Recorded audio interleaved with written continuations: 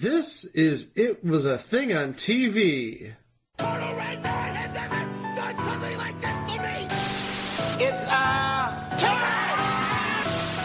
Ladies and gentlemen, I give you the dregs of humanity! Welcome to part 2 of our 2021 year in review. So now, alright, let's get into the best part of the year. Our favorite shows of 2021. Yep. And, I guess we should start with Young Rock on NBC.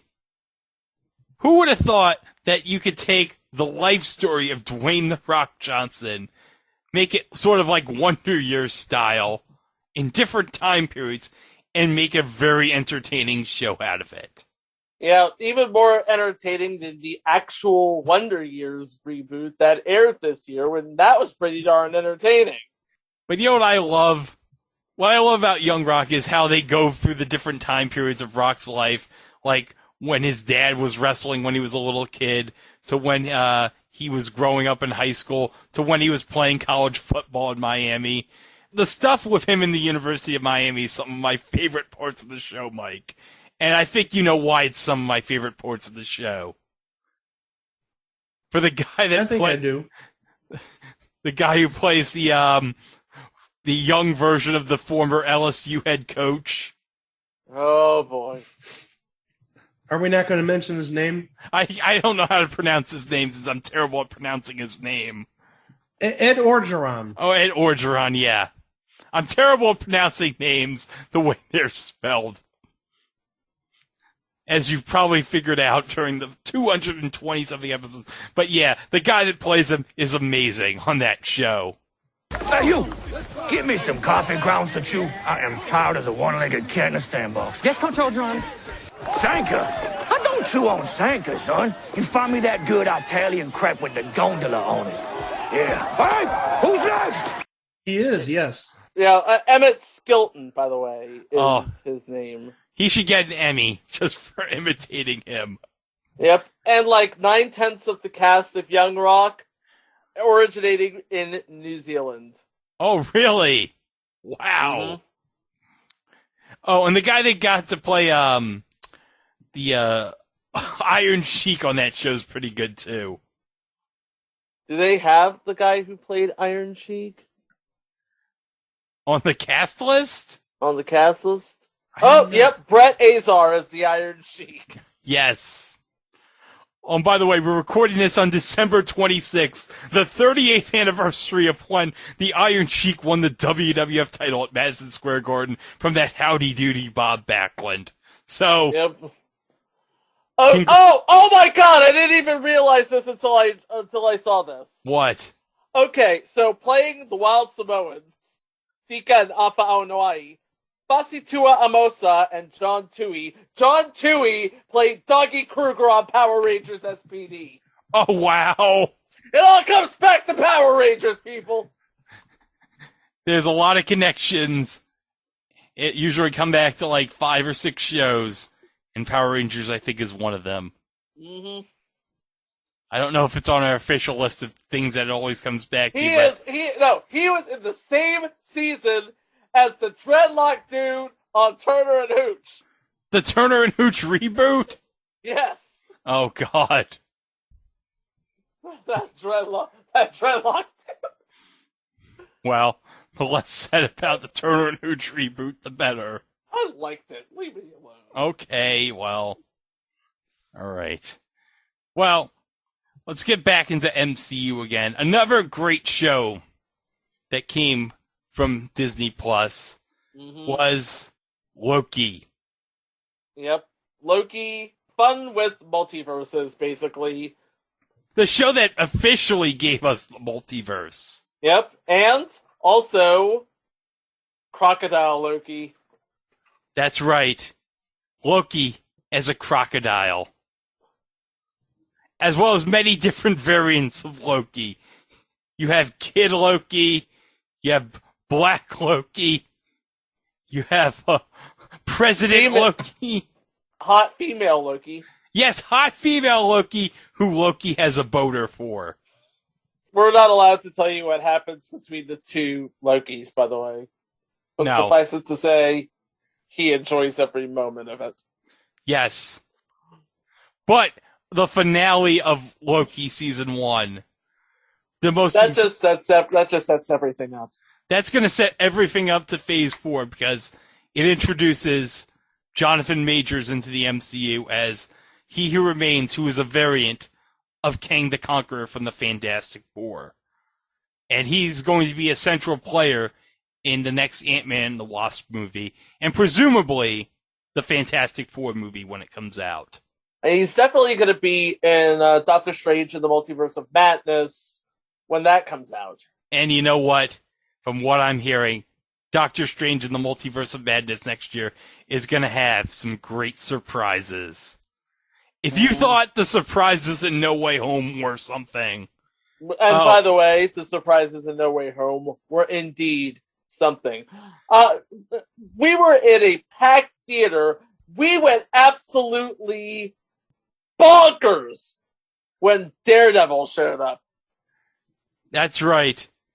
And you know what, Chico? I would say those surprises were definitely amazing.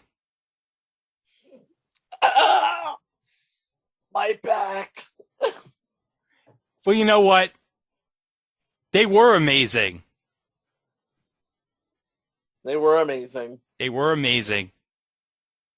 But, oh, my back, it hurts. Moving on.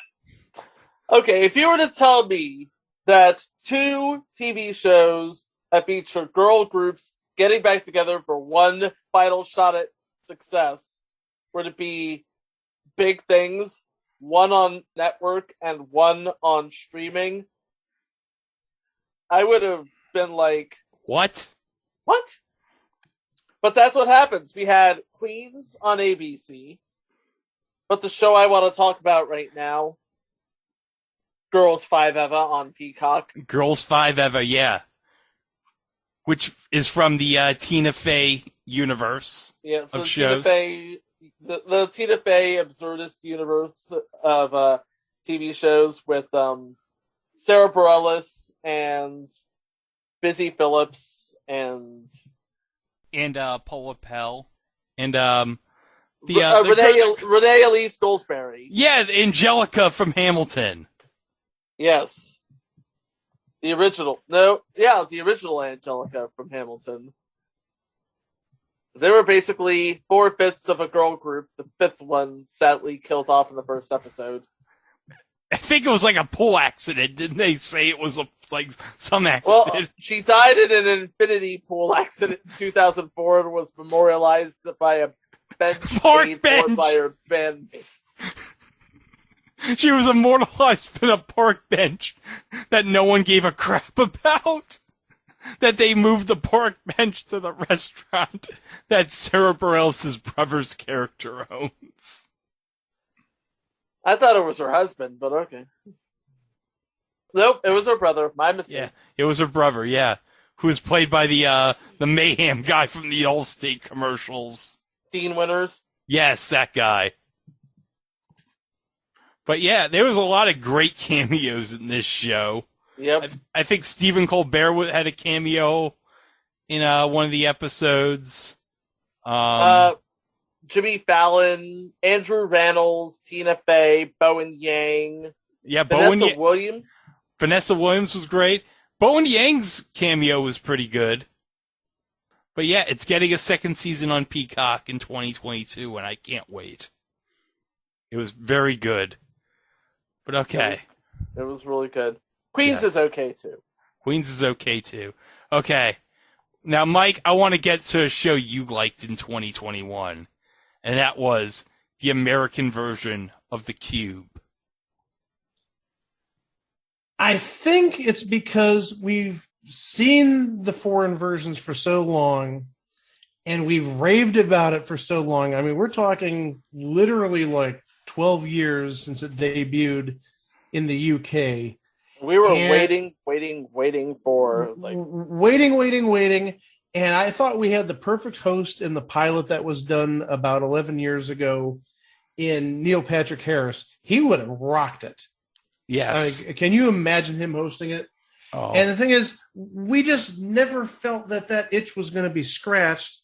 Lo and behold, there was a reboot of The Cube in the UK in 2020, and it got picked up by TBS for broadcast in 2021 with Dwayne Wade hosting. And mind you, Dwayne Wade is not a TV host by nature, but he comes across so well in this version. Oh, he is very perfect. He nailed it. He absolutely hit it out of the park.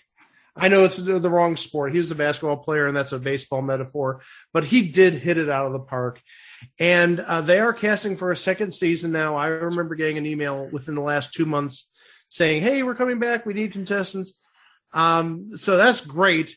But everything is just so authentic compared to the UK version, because sometimes when shows come overseas, they get Americanized, and in essence, they get bastardized somewhat. This is just like the British version. Definitely. Yes. I mean, the graphics are like the British version. The rules are like the British version. The games are like what they do in the original version. And it draws so much tension. The one thing that I'm not a fan of is that they break for commercials or even end shows in the middle of a game. Yeah. But again, that's them drawing out the drama. But this is one of those games where everybody I've talked to about it raves about it. Mm-hmm. I mean, you love the games, you love the drama. Again, Dwayne Wade does a heck of a job.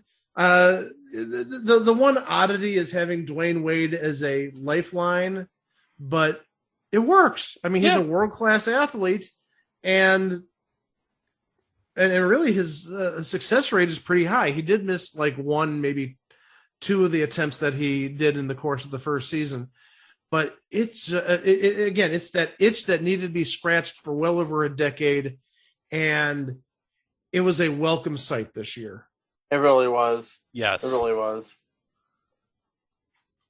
Okay. Well, I'd say another unexpected hit in 2021 was what we talked about Steve Martin earlier. He reunited with his fellow Three Amigos castmate, Morton Short, with a new show on Hulu called Only Murders in the Building. And I think the third wheel on that show was someone who you wouldn't have expected would work with Steve Martin and Morton Short. But indeed she does. Selena Gomez. Yes. And really, like, they work well together. It's just amazing. They really did. That was a really solid premise of a really solid cast of characters, and it likes to straddle the line between mysterious and zany, and I think that's why it works so well. It just got renewed, I think, for a second season. Yep, and joining the cast is Cara Delevingne from the first Suicide Squad movie. Oh, that's a good addition. So, yeah, season 2 of Only Murders in the Building. Can't wait for that. But okay, let's get into one show you liked, Chico, that was a reboot of a previous show, and that would be the remake of Doogie Howser. Yes, it was Doogie Kamealoha MD, which is basically taking the Doogie Howser over and genre flipping it. Instead of being this only child, she actually comes from a rather large family.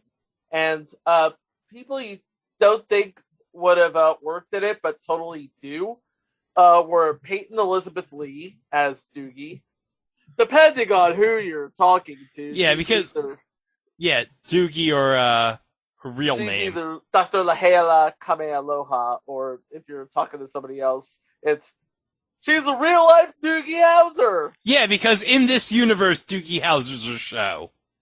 Yeah.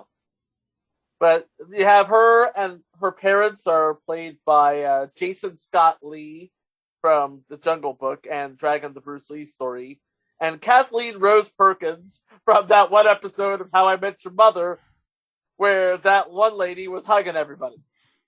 Oh, that is true. I forgot that when she was that person that was hugging everybody. That was weird. Also, Ronnie Cheng was on that show, too. Yep, and so was the late, great Al Harrington. Oh, not that Al Harrington from Family Guy, but... No, the actual Al Harrington, the guy from Hawaii Five-0. Yeah. All right. So, that was a fun show, but hey, a show that I think was one of the most unusual shows, like, really? But it kind of was a fun show, was WWE's Most Wanted Treasures on A&E. Oh yeah, that was basically what would happen if we took Pawn Stars and added WWE superstars. Well, and also thrown in a little bit of Antiques Roadshow. Yeah. Mm-hmm. That was one of my favorite series this past summer. Yeah. And my favorite episode was the search for Ric Flair's butterfly robe from the 1992 Royal Rumble. I remember that butterfly robe. Yeah, that he wore in the epic match where he wrestled an hour and basically outworked the entire WWF roster in 1992. But the story about how he lost the robe in a hotel room in Tennessee somewhere, and it was like this big like mystery for years, like where this robe was. So like the whole process of them trying to connect the dots to find this robe was like so fascinating because it's like such an iconic robe.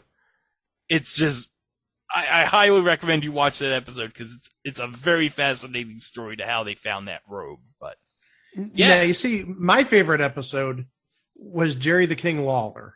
Oh yes, especially when they were finding stuff from that episode of Letterman. Oh, with Andy Kaufman. They found the neck brace Andy Kaufman wore. What? That was one of the items they found on that episode was the neck brace Andy Kaufman wore. Wow. And it was actually valued at like $10,000. Who knew a neck brace could be worth $10,000?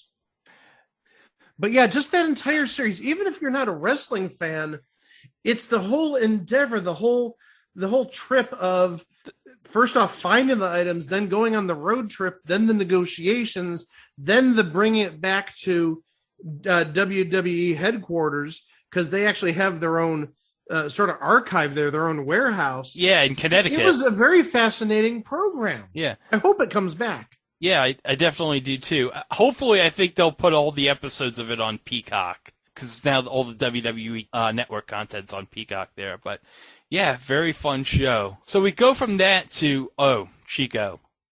Yeah. I got a question for you. Come with me and answer the question. What if?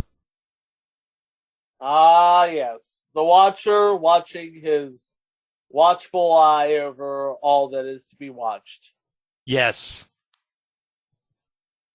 Basically, an extension of the comic book of the same name, What If, which sort of reimagines key events in the Marvel Cinematic Universe, which all sort of culminates in... Who was it? What was it that, It was the last two episodes. Oh, the last two episodes, it was, the big twist in the next to last episode was Ultron Vision noticing the Watcher. Yep. And so the Watcher is, like, panicked because throughout the whole series, it's like, you see, like, these glimpses of the Watcher. And I think the Watcher plays, like, a key role in episode 4 with the alternate version of Doctor Strange. So the Watcher has been, like, a passive observer. Like, he swears never to interfere. But then the alternate version of Ultron, who now has Vision's body from Avengers Age of Ultron, now is noticing the Watcher, and the Watcher is, like, so panicked that now he has to, like, stop Ultron from destroying the multiverse. So he has to assemble a team in the final episode, which is basically made up of people who we saw previously in the series. So they include Captain Carter from the first episode, Black Widow, Star-Lord T'Challa, Black Panther Killmonger, Party Thor, and Gamora, who was supposed to be in an episode from season 1, but because of COVID reasons, that got pushed back to season 2. So that's going to be like I think one of the first episodes in season 2. We're going to find the backstory about that. That's going to be interesting. So yeah, so after all that, he returns Doctor Strange Supreme, Captain Carter, T'Challa, Gamora, and Thor to their universes. And then a mid-credit scene, Carter and her universe's Romanoff discover the Hydra Stomper armor with somebody inside. That's going to be an interesting little story for season 2. You know what I'm thinking, Chico? Okay. What are you thinking? This is going to be my theory, okay? Steve Rogers is going to be that universe's version of the Winter Soldier. Ooh, that's going to be interesting. But also, Doctor Strange Supreme from What If is going to play a key role in Multiverse of Madness next year. My guess is he's the guy who's causing everything, and Doctor Strange is going to have to stop him. Yeah, so it's going to be Benedict Cumberbatch's greatest role, acting against himself. Yep. So now we're going to get to, we talked about reboots, Chico. Yes, we did. This was actually a very fun reboot. And I did a series on Place to Be Nation Pop recapping this series. Mighty Ducks Game Changers. This basically takes the story of the Mighty Ducks, and basically in a universe where the Mighty Ducks are basically the be-all, end-all of Pee-wee hockey teams. Yeah. In Minnesota. So now, this is how bad things have gotten in 2021. Now, they have to create a splinter version of the Ducks to face off against the dominant Ducks. Yeah, and they have to get the original coach of the Ducks to coach the splintered Ducks. And also, they got Lauren Graham to help coach, too. Which, I will watch Lauren Graham in anything. That's right. Didn't expect that would work, and it did. So, there you go. And you know what, speaking of reboots in 2021 that worked? iCarly. Yep. That's the thing I just added as we were doing this show. When I heard you got Paramount Plus, I'm like, okay, he got Paramount Plus. He needs to watch iCarly. And I never watched a single episode of the original iCarly. Neither have I. No. But I got into this. Yeah. And the best thing of all from the iCarly reboot is we got the upgraded version of the meme of Miranda Cosgrove at the computer with a soda. Yes, we did. Who would have thought it'd be that meta? Oh, totally. It's like, imagine the original iCarly, but with a sassier best friend and a lot of swearing. That's what the original iCarly lacked. No swearing. And a sassy best friend. And another sassy best friend who has a kid who wants your money. But not that kind of money. No. All right, so next we got, was it Made for Love? Yeah, so Made for Love is basically an adaptation of a novel which stars the mother on How I Met Your Mother as a harried stepwife who's apparently spent her entire marriage living in virtual reality, and she's escaping only to find that she has a tracking beacon in her brain. Oh, this is the one with Kristen Milotti. Yes, it is. Oh, I remember seeing an ad for this. I didn't get a chance to watch it. And the first thing she does is go on escapades with her father and his sex doll. Oh, Jesus. And her husband is basically, get this woman back here now. Wow. And he's basically trying everything in the book to get her back into her little sort of bubble there.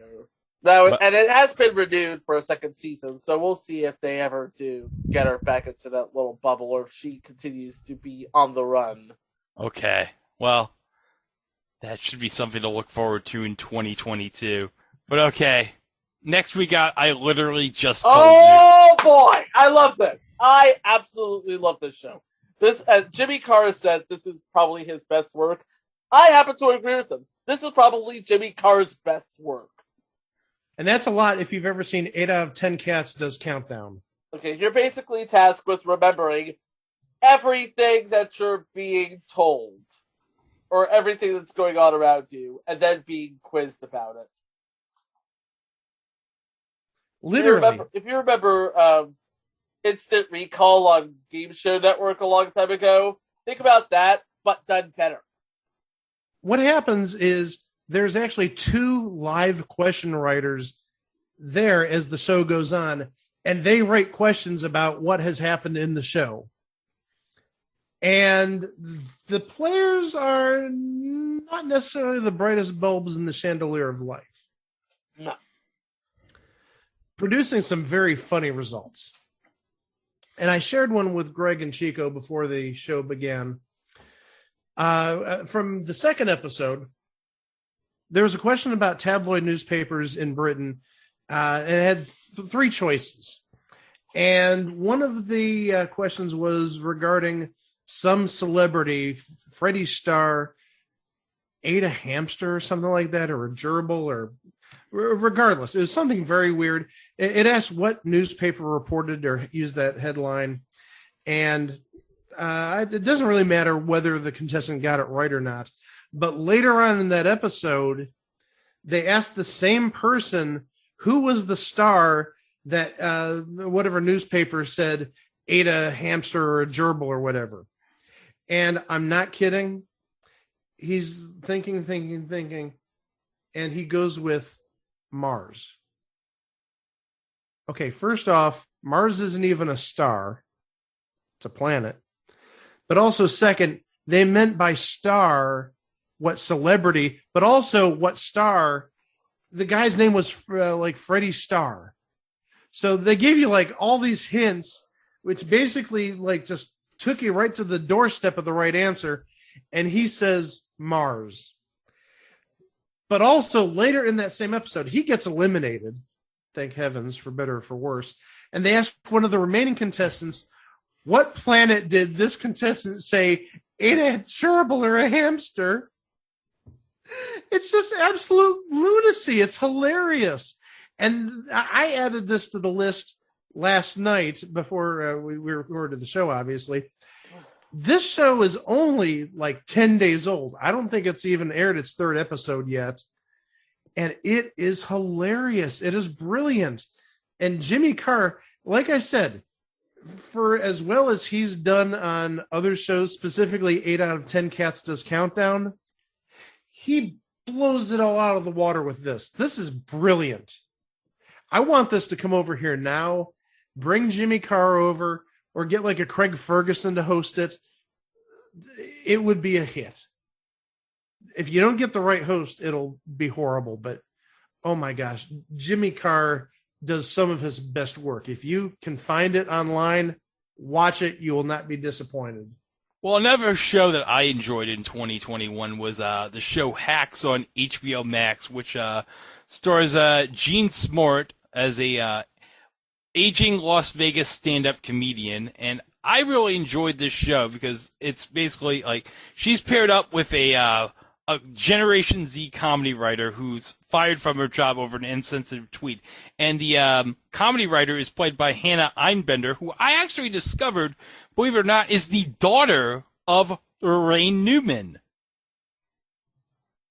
Oh, really? Yes. But it's actually a very good show, and Gene Smart won the Emmy for Best Actress in a Comedy for it. It's a very good show, and has in the recurring cast, Caitlin Olsen from It's Always Sunny in Philadelphia plays Gene Smart's daughter on the show, and Christopher McDonald on the show too. And hey, anything that has Christopher McDonald on, I'm automatically gonna love. Yeah, you know what else I discovered that was on HBO Max? What? The original version of Ghosts. The UK version of Ghosts? The UK version of Ghosts. Wow. Really? Okay. The show that's on CBS right now? Mm-hmm. How was that? I liked it. Okay. I didn't expect we'd have the original UK version of Ghost on the shows we liked in 2021, but there you go. Well, there you go. And I was also going to add one show that we don't have listed as one of our favorite shows of 2021 is Ghosts. That's a funny show. Yeah. With Utkarsh Ambudkar and Rose Macgyver. That's the second Power Rangers reference I've made tonight. Well, we're not going to have an Aaron Cale reference, so... Sorry! But you know what? We are going to have Monsters at Work. That's right. Monsters at Work. The sequel to Monsters, Inc.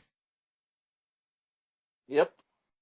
Which continues the story of what exactly happened to Sully and Mike Wazowski after Monsters Incorporated.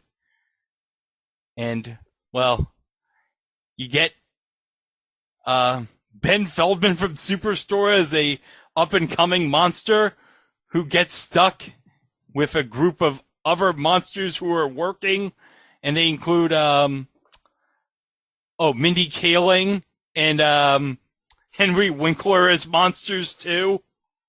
That's great. I did not see Sully as CEO of Monsters Incorporated, though. That's crazy. Well, didn't he become the CEO at the end of Monsters, Inc.? He might have. I forgot. It's been 20 years since we've seen Monsters, Inc. Forgive us. Yeah. But okay. Hey, speaking of things that got a sequel from a movie. Oh, this is something that we got around to finally watching today. The MacGruber series on Peacock. And oh my god. Hey, if you never saw the MacGruber movie from 2010, don't worry about it, because they recap the entire movie in a 2.5-minute song by Maya Rudolph. And it is amazing. Yep. Basically, MacGruber gets married.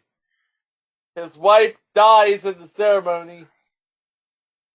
MacGruber swears revenge with a team of experts. They die. He gets a backup team of experts. They kill the guy who killed his wife. MacGruber falls for one of the experts, who was almost killed in the second marriage. But not only that, he kills the person who killed his wife finally. But not only does he kill the person who killed his first wife, as he's falling off a cliff, he gets a gun, shoots at the corpse, and then literally pees all over the corpse as it's burnt. Oh my gosh. And then we pick up right where we left off, where, okay, yeah, he went to jail because obviously you can't do that stuff. No. No. But we find out that his second wife, played by Kristen Wiig, left MacGruber. And guess who she ended up with? She ended up with Lawrence Fishburne!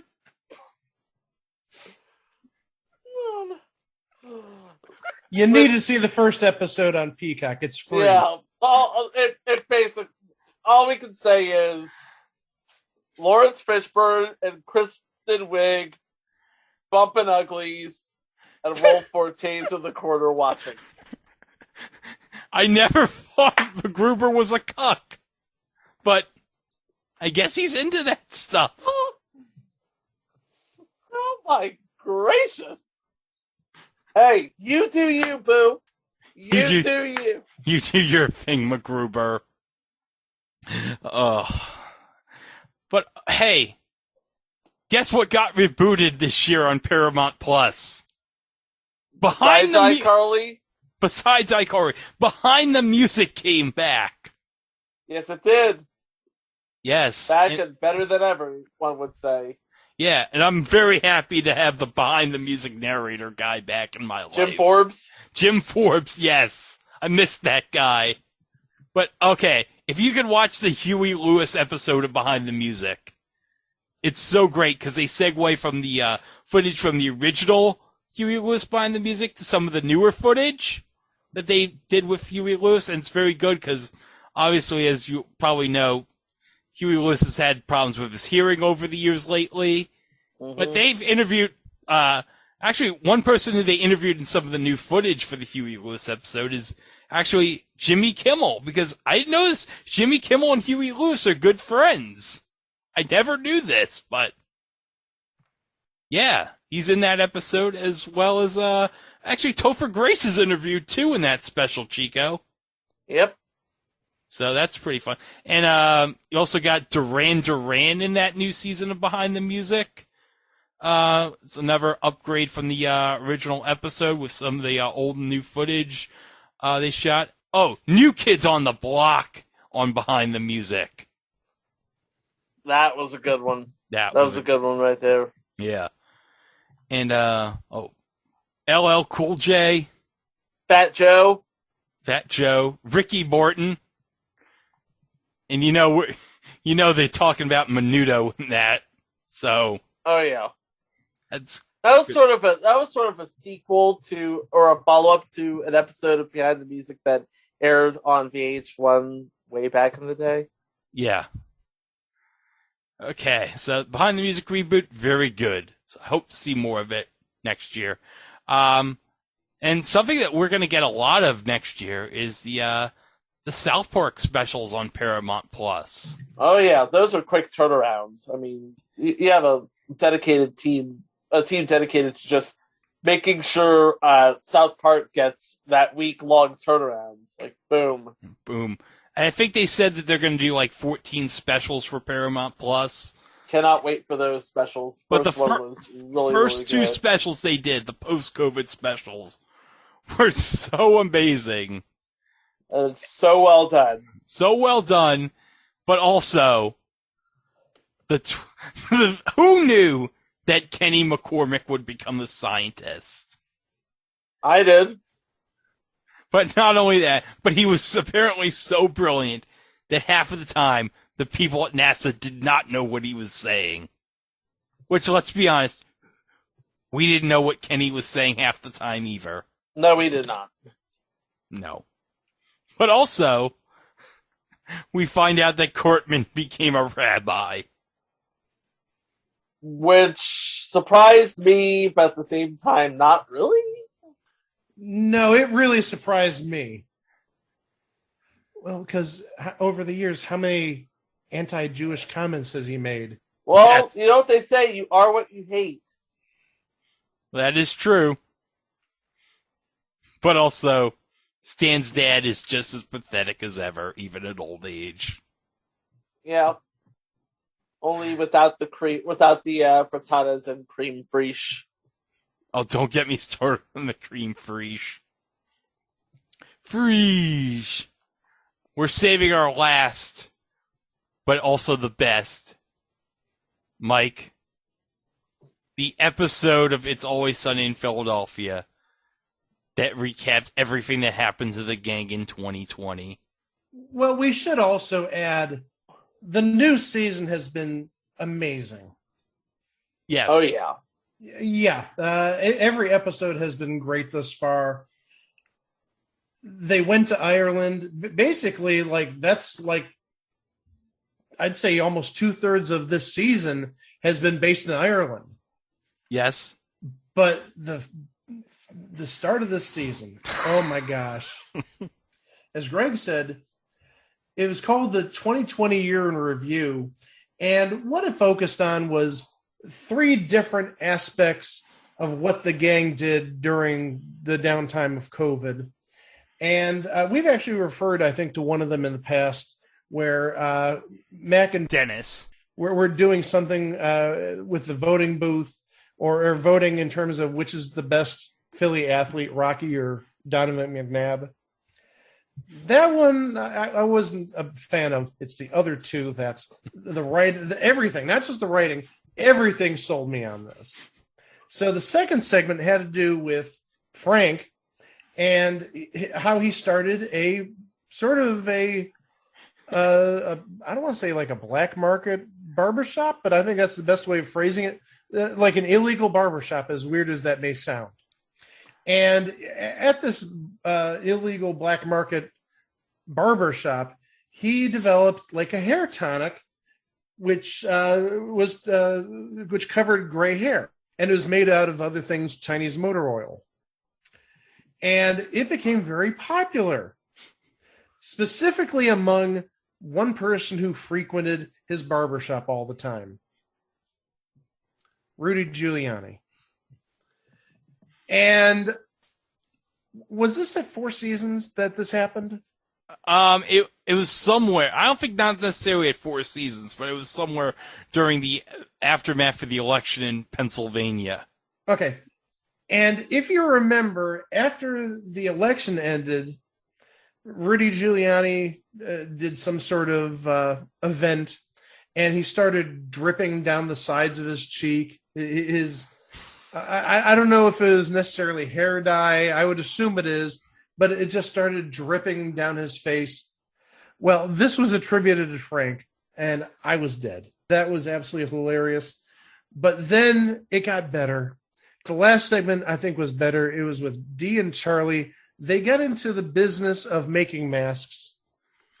And also, it got into using pelts in some way, not as masks. The mask, though, one mask in particular just absolutely made me die. And it was a mask that had the word bitch muffler on it. I'm sorry. That just killed me. Bitch muffler. You have to keep women quiet. Tee-hee-hee. But the pelts came into play because what they did, they supplied some pelts, and everybody knows this person from January 6th, the shaman type guy who had the pelts all over his face and his body. Well, they came from Dee and Charlie. Of course. Oh my gosh. The writing in that episode was so hilarious. I refused to remove that episode from my DVR for the time being. I could watch that over and over.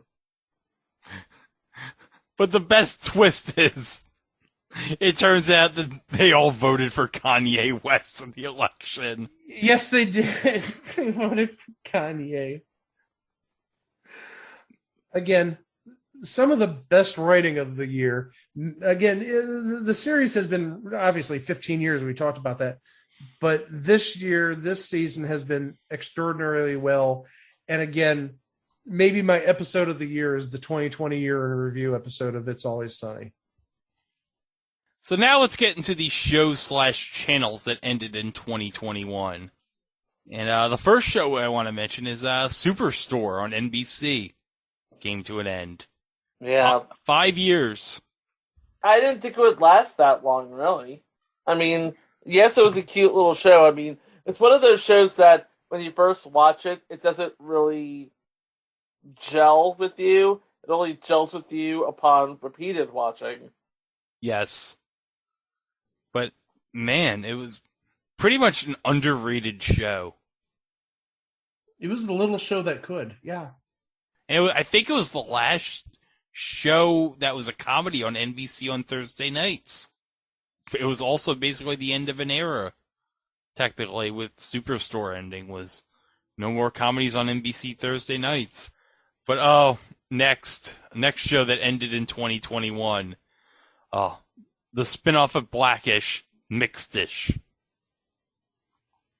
And you know what I learned from that show? What did you learn from that show? That Zach Morris is still trash. Yeah. I mean, not that the Saved by the Bell reboot has already proven that, but still. I just want to mention that Zach Morris is still trash. Another show that ended in 2021 was Mom. With Allison Janney and Anna Faris? Yes. That Except was on without Anna Faris because she left in the final season, if I'm not mistaken. I didn't know she left in the final season. So it was like, okay, here's Allison Janney. Who's she mom to? Nobody. Can't really say I've ever seen that show, but my dad loves it. Okay. Well, there you go.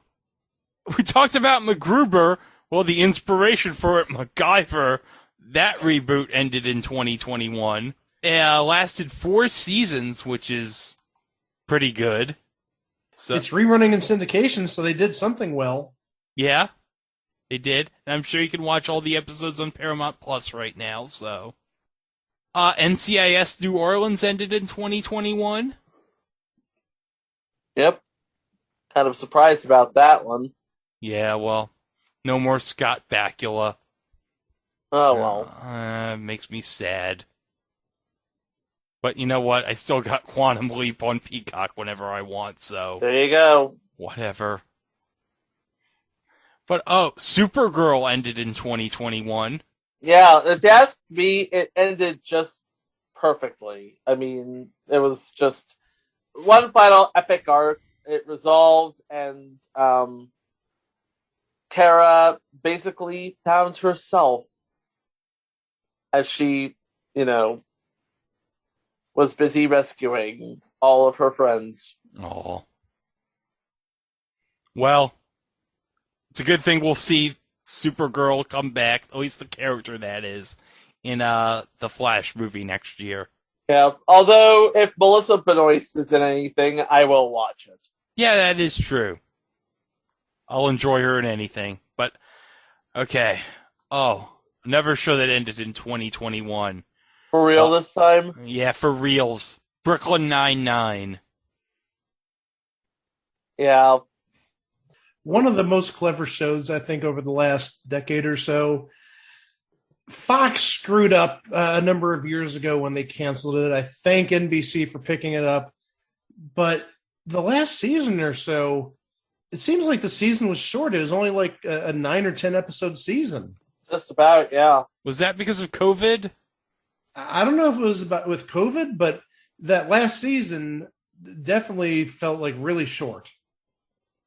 Well, also, I think, at least when it went to NBC, it didn't debut in the fall, in September, like every other show. It was mid-season.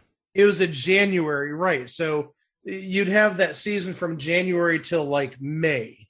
So you've only got like a 5-month window there. So that may explain why it had such a short season there. But Brooklyn Nine-Nine was a superb show.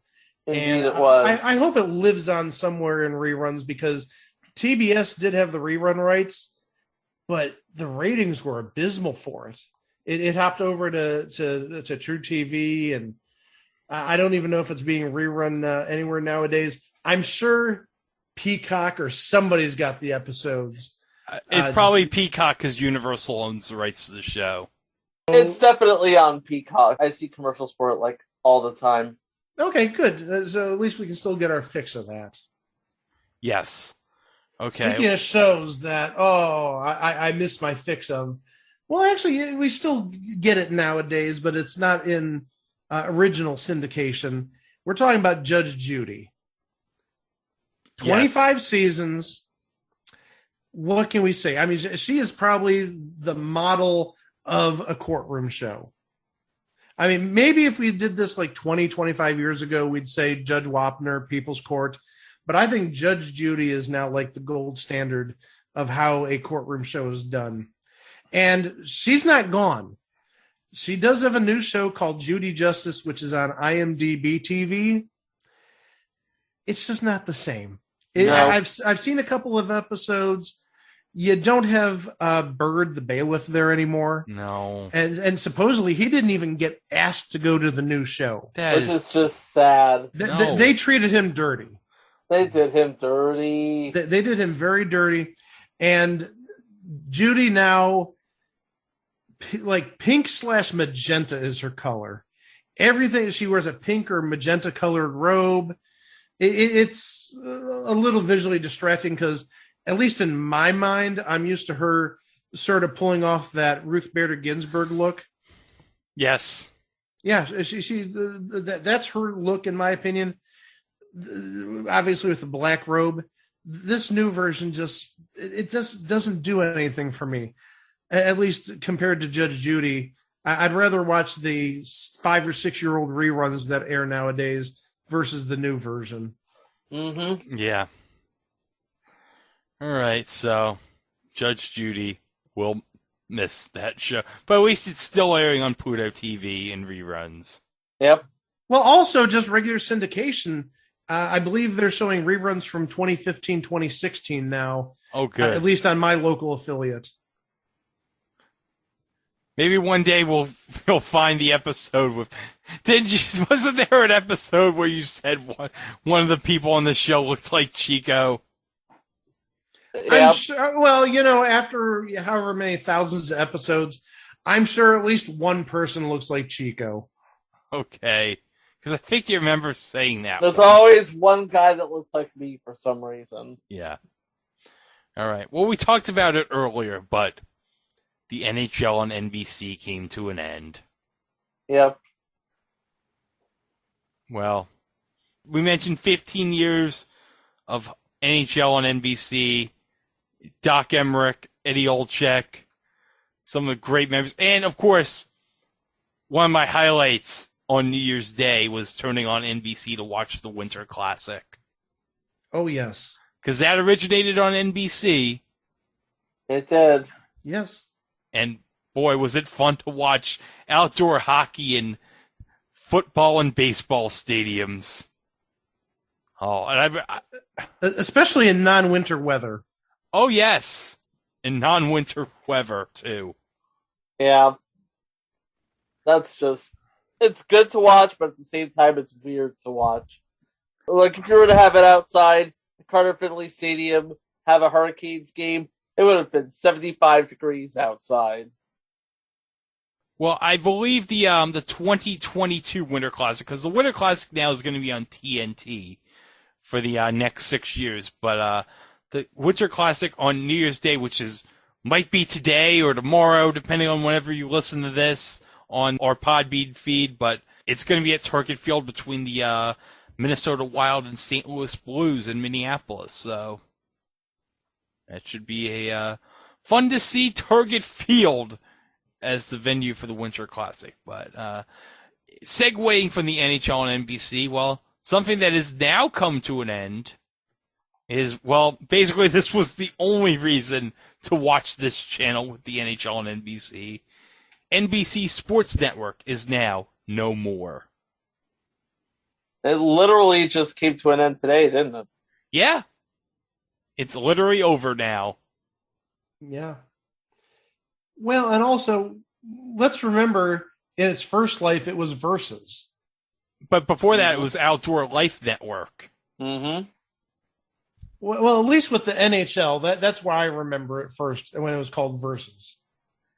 Yeah, and you know what Versus gave us?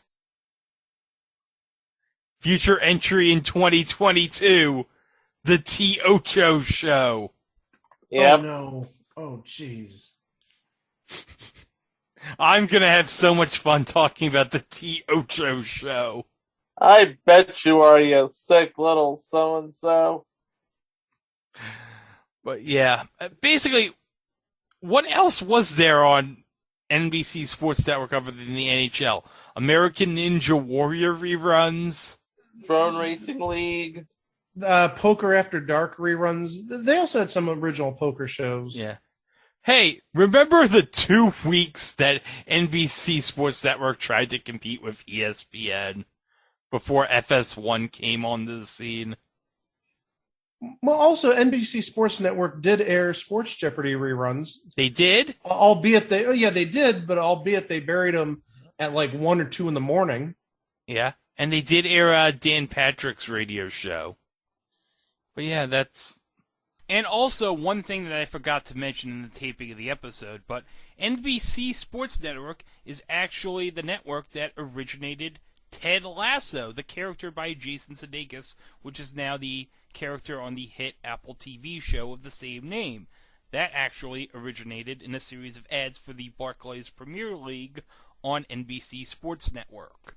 My name's Ted Lasso. I'm new head coach for Tottenham Spurs. Been brought over here to implement my coaching style. Football is football no matter where you play it. You got grass, you got cleats, and you got helmets with masks on them. Football in the States is my specialty, but they have a different kind of football over here. Kick it! Circle them up, have them put on their pads, and let's start playing for real. They're wearing their pads, Coach. There's a lot of small similarities. Any team I coach, they're going to play hard for all 4 quarters, okay? 2 halves. What's that? 2 halves. Okay, halves. We're going to play hard for 2 halves. And we're going to play till there's a winner and there's a loser. What's that? A tie. Okay, till there's a winner, a loser, or a tie. You can tie. If you tried to end a game in a tie in the United States, heck, that might be listed in Revelations as the cause for the apocalypse. That's over now, though. Yeah, it's over now. And related to that, we also lost ESPN Classic. Yes, / Classic Sports Network. Right. And at least 10 years ago, it was still tolerable. But since probably about 2013 or 2014, they just didn't show anything that interested me. I mean, it was a lot of wrestling, not that, wrestling is a bad thing, but I mean, I like seeing Home Run Derby, the old games, the old, Sports Challenge. The Sports Challenge, but also the old NCAA tournament games and NBA games. Oh, those were fun.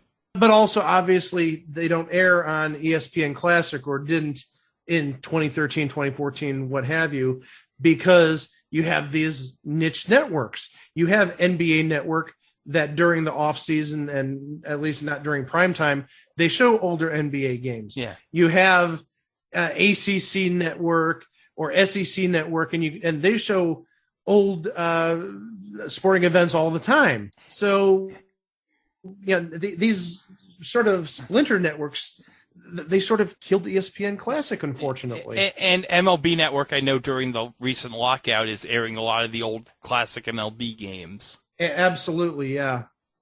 So it's basically, was there even a point to ESPN Classic in this day and age when you have so many sports channels now? And I can say here locally, I know Optimum dropped ESPN Classic, and I want to say maybe about 3 or 4 years ago when the ACC network was launched to carry that.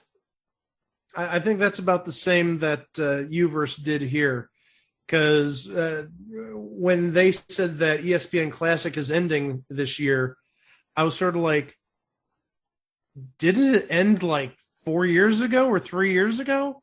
No, it survived till now, but yeah, unfortunately, to get your old sports fix, you got to look at these niche networks. NFL Network shows old football games all the time. So, yeah, it's a little bit of a loss.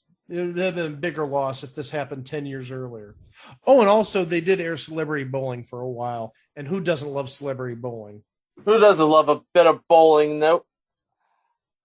Staying in the Comcast family for a second, we had a case of grand opening, grand closing on Peacock for the 2021 reboot of Punky Brewster, which we're probably going to end up covering on a future entry somewhere down the line, because we had the character of Punky and the character of Cherry living in Henry's old apartment, and apparently Punky's married with her own kids, including one who reminded her of herself at that age. Didn't remind us of her at that age, but whatever. So we'll eventually get around to that one day on the podcast. Yeah, we'll talk about it at length and why I just was not a fan of that whole season-long arc involving Punky and her mom. Was not a fan of it. Okay.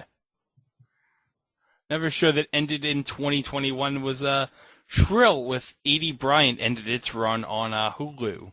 I did not watch. I haven't gotten around to watching this show. It's one of those shows where one day I will get around to watching it. Same. But you know what? Hey, anything that has Edie Bryant on it that had a good run, we give a thumbs up to. It had a good run, 3 seasons, 22 episodes. So, not bad.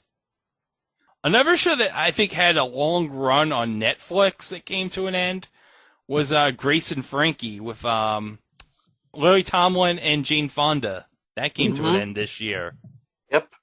So that did come to an end, and that lasted really long for a Netflix series. Oh, yeah, because, now it's like Netflix shows, they can't go beyond, 2 seasons. It's like, you have to have a really good first season, otherwise they will cancel you. They will cancel your ass. Unless you're Stranger Things or Squid Game, no, you're screwed. They canceled Cowboy Bebop after 1 season. Yeah, but we all know that was deserved. Yes, we do. Talked about that earlier. Okay, but Mike, next we're going to go over a show that you were sad that ended. It really was. And it sort of ended basically about COVID time for me, about March of 2020, once COVID started really making its presence known. I'm talking about Highly Questionable. Well, first off, the show lasted, probably close to 10 years. Even in spite of the Levitards not being part of the show for the last 9 months of the show. And it was just such a funny show. But then once COVID hit and everything was remote and Poppy wasn't really involved that much, it wasn't that fun. It wasn't the same. Really, this time of year is my favorite time to watch Highly Questionable because the Poppy Awards. If you've never seen the Poppy Awards, they're on YouTube. They are hilarious. It's basically like an awards ceremony for the best clips of the year on Highly Questionable. And if you've ever seen Highly Questionable, you see, goofy sports videos. You see just weird, close calls when it comes to traffic accidents. You see all sorts of goofy stuff. That's the big thing I'm going to miss. They didn't do one in 2020, obviously, because of COVID. And obviously this year they're not going to do one because they're gone. But really, Dan and Poppy Levitard were a huge part of my afternoons for the last, I would say 6 years at this point, 6 to 7 years. And it doesn't really help they and ESPN went their own ways due to financials. They left the show early in 2021. They did try keeping the show around with Bomani Jones and some of the other regulars, Mina Kynes. It just wasn't the same, and it got the plug pulled in September. Yeah. I mean, this one does sort of hit me a little harder than maybe most people. But I even remember, and Chico remembers this. This would have been, I think, 2018 or so when we were in Vegas at Joe's timeshare. Yep. And we were watching. What were we watching at 1:30 Pacific time? We were watching Highly Questionable. Highly Questionable. Yeah. Sí o no? There's so much to love that's gone now. And the thing is, Around the Horn just doesn't do it for me. And PTI, I haven't seen PTI in a long time. No. Just due to my own fault. It's a big loss in the sports television community as far as I'm concerned. Oh, and I think you added this to Mike Squidbillies. Yeah, I added it. I've never really seen it, but I've seen it. It's basically deep woods squids try to make it in Georgia, in a modern day Georgia. And the fact of the matter is, after the lead actor, I forgot what his name was, but the lead actor was fired in favor of Tracy Morgan for the final season. Yeah, that was it. It wasn't exactly worth watching anyway, but... Well, yeah, my take, more than anything else, it ran on Cartoon Network, or Adult Swim, if you will, for 16 years. I think it ran longer than Aqua Teen Hunger Force did. It may have even had more episodes or seasons than Aqua Teen Hunger Force. And also, I think the name that you're looking for is Unknown Hinson. Yeah, that guy. Okay. Yeah. But yeah, I mean, Stuart Daniel Baker. Yeah, but even though it's a bizarre show, not my cup of tea, I give it respect because it was a very popular show on Adult Swim. Our next show that ended in 2021 was one of your favorites, Chico. Kim's Convenience. Yep, I still watch that, and frankly, I look at that and I see my family. Because I see my mom and dad, they're talking and arguing, but they're so very loving, even if they are kind of sort of angry all the time. And hey, Chico, the show gave us Shang-Chi. Yep, Shimu Liu. That's right. He's on that show. Yeah, and it gave us a great episode of SNL this season, especially the Thanksgiving Bake Off sketch. Which Greg loves bringing up. He made a cake that opened up a portal to hell. And Kyle Mooney made a cake that was basically balls and penis. And Pete Davidson ate it. Pete Davidson loved eating that cake so much. Oh, boy. Hey, serious question for Chico about Kim's Convenience. Mm-hmm. Is there any place us folks in the U.S. could watch it? All of the episodes are available on Netflix. Okay. Oh, another reason to get Netflix. Oh, my gosh. Yeah. Okay. Well, hey, the 2017 Ducktales reboot. Oh, that was, you know what? That was a really good bit of writing there. It really was. It's like everything you loved about the original show, only classed up. Yes. And especially, they got David Tennant to be Scrooge McDuck. That was worth the price of admission alone. Yes. Because as we all know, David Tennant can make anything great. Harry Potter, Doctor Who, Jessica Jones.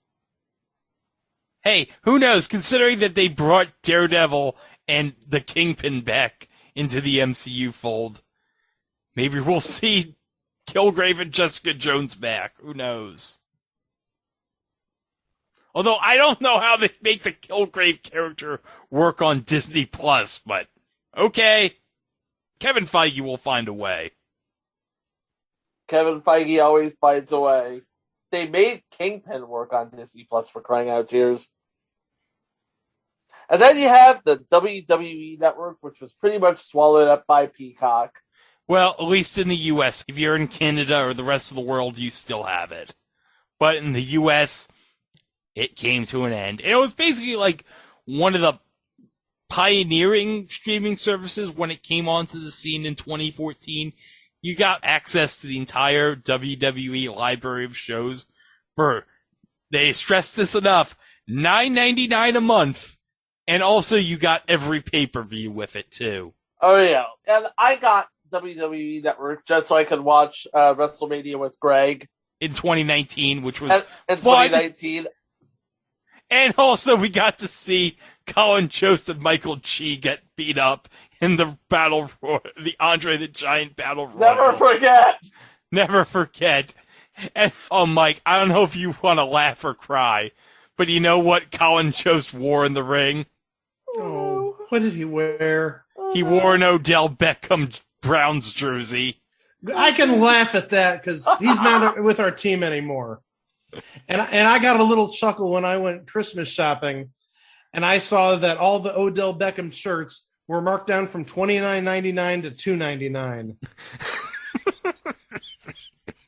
And I think I still saw some on this is at BJ's at the wholesale club. I think I saw on the pallet there were still some Odell Beckham shirts sitting there for $3. Hey, maybe Colin Jost can get an Odell Beckham Browns jersey. Who knows? I know his wife could certainly afford to buy the entire rack with all the money she got from that settlement from Disney. Yep. But yeah, WWE Network, I remember, this is like, they would give away like insane deals to get people to resubscribe. Like, I'm like, this might have been 2018, 2019, around like Royal Rumble time. I got WWE Network.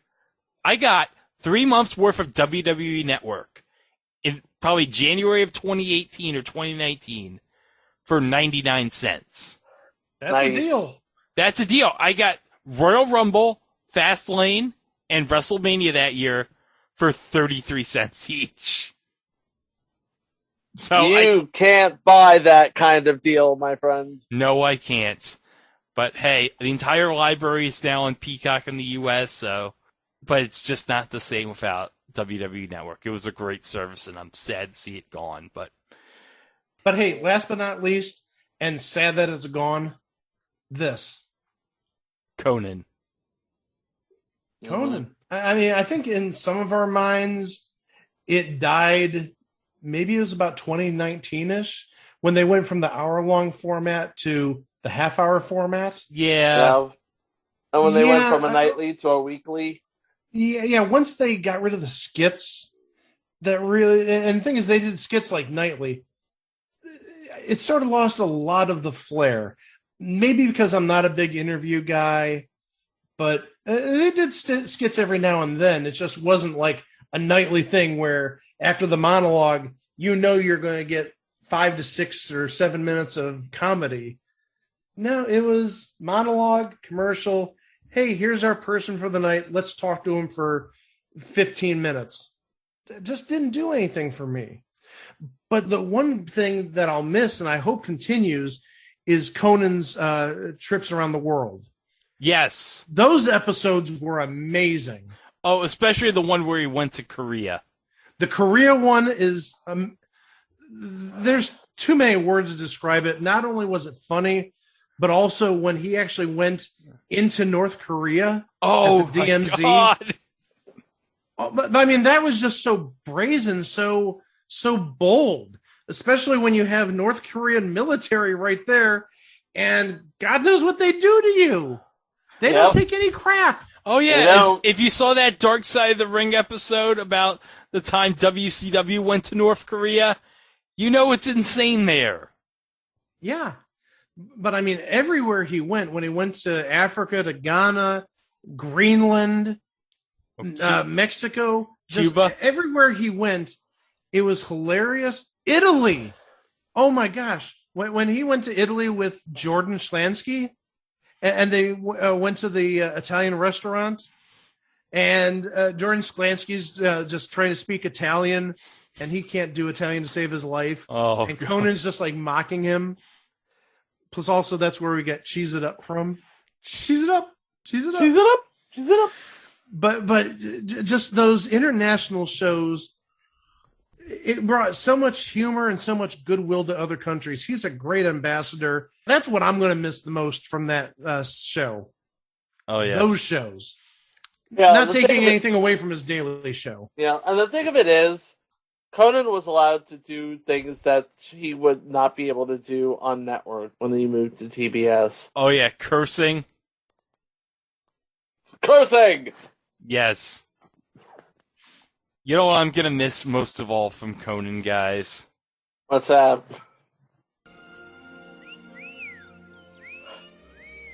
You know it's coming. Oh, no. Oh, no. Oh, no.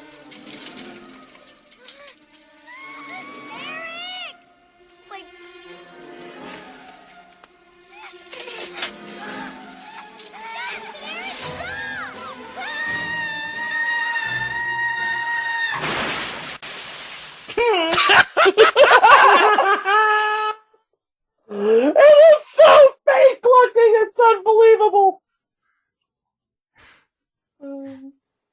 Yeah, we'll definitely miss that. We'll definitely miss Paul Rudd trolling Conan.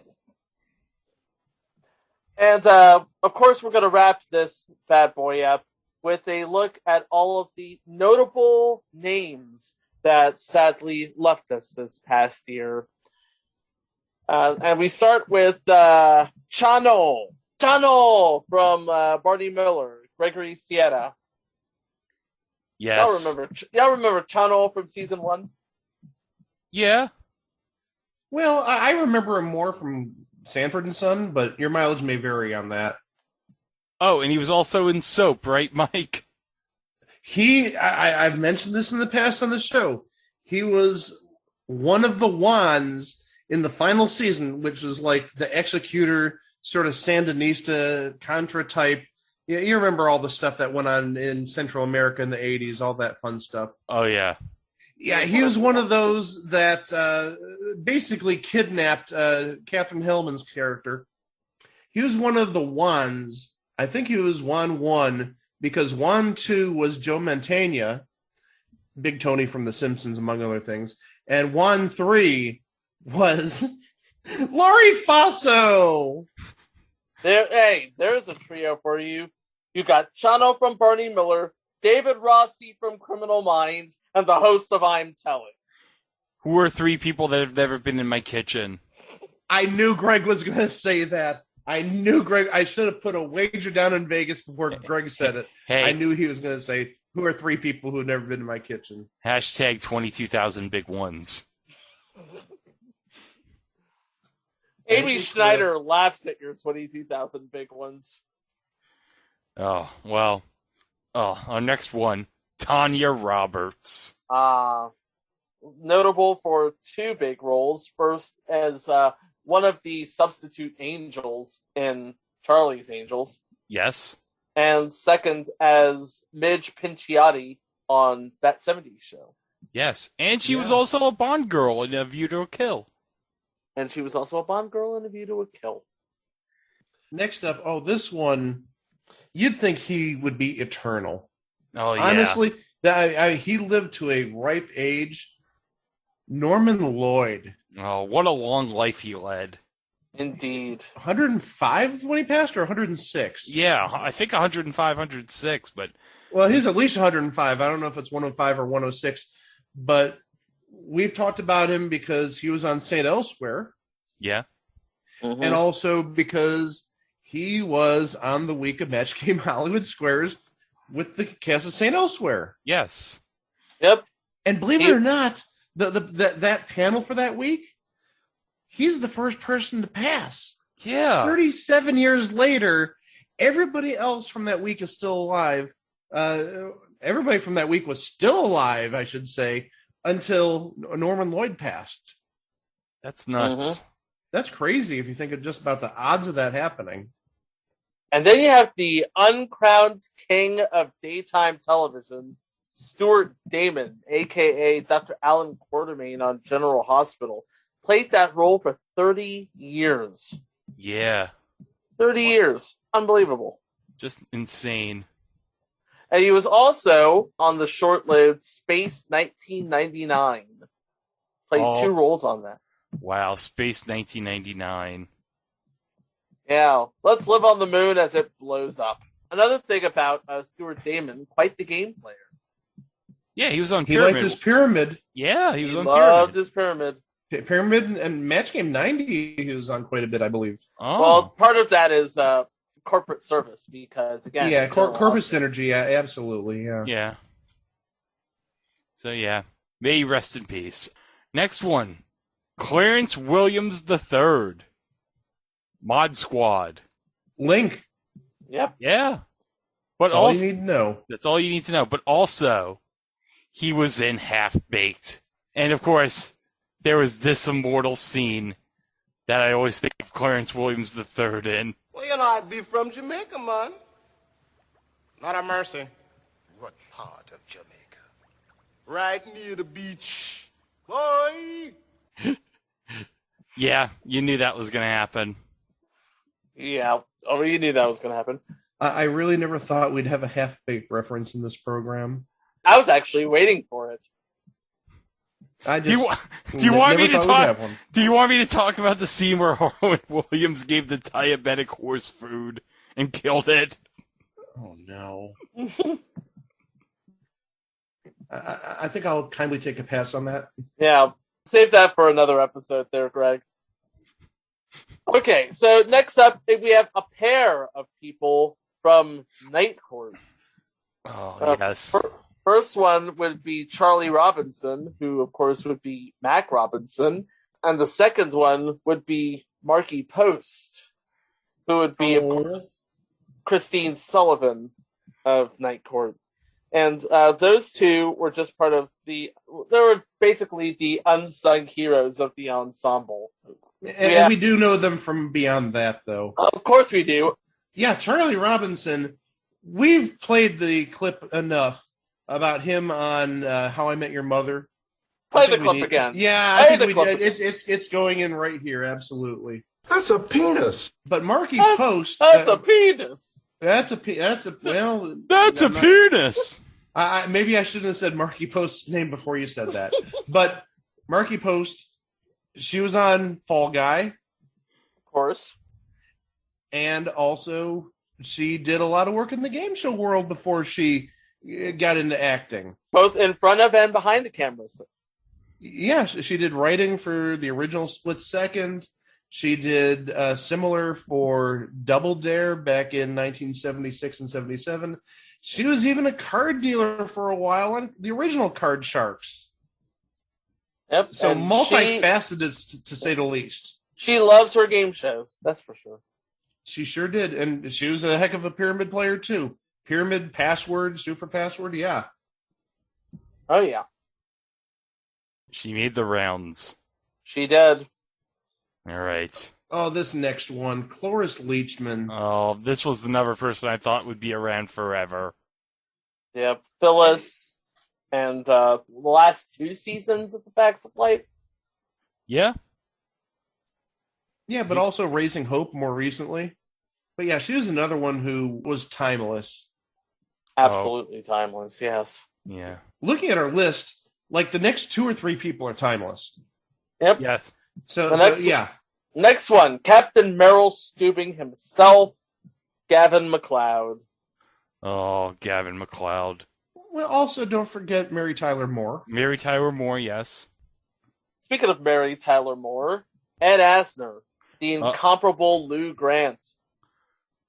Oh, you'd think he would live forever. It's kind of amazing how the character of Lou Grant went from a situation comedy to an hour-long drama. Yeah. And he got an Emmy for it. Yeah. Good. But also our younger listeners, if there's any younger listeners, why are you listening to this without your parents' permission? But our younger listeners would know Ed Asner as the voice of Carl in the movie Up. One of my favorite movies of all time. Yeah. And I will watch the hell out of that on Disney Plus. I really will.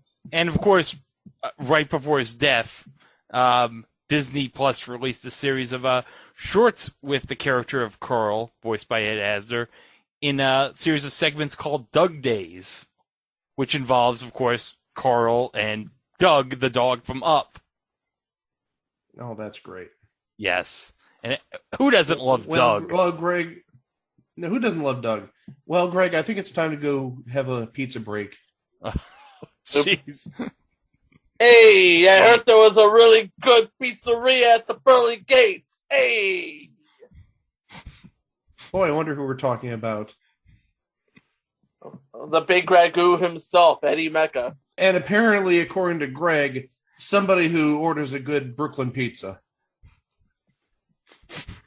That's another one of those legends that came about when we were watching Magic Game Hollywood Squares. It's a goofy inside joke, yes. Yeah, it was like Eddie Mecca, isn't he like a little too late for this show? Turns out he was just right for this show. Yeah, just right. Like the bowl of porridge Baby Bear had. Like the bowl, hey! I heard this baby porridge was just right, hey! Oh, and by the way, I found out that he was on an episode of It's Always Sunny in Philadelphia in the 2nd season. Yes, he was! I was cool before Danny DeVito was. Hey! He was in the $1 Million Baby parody episode.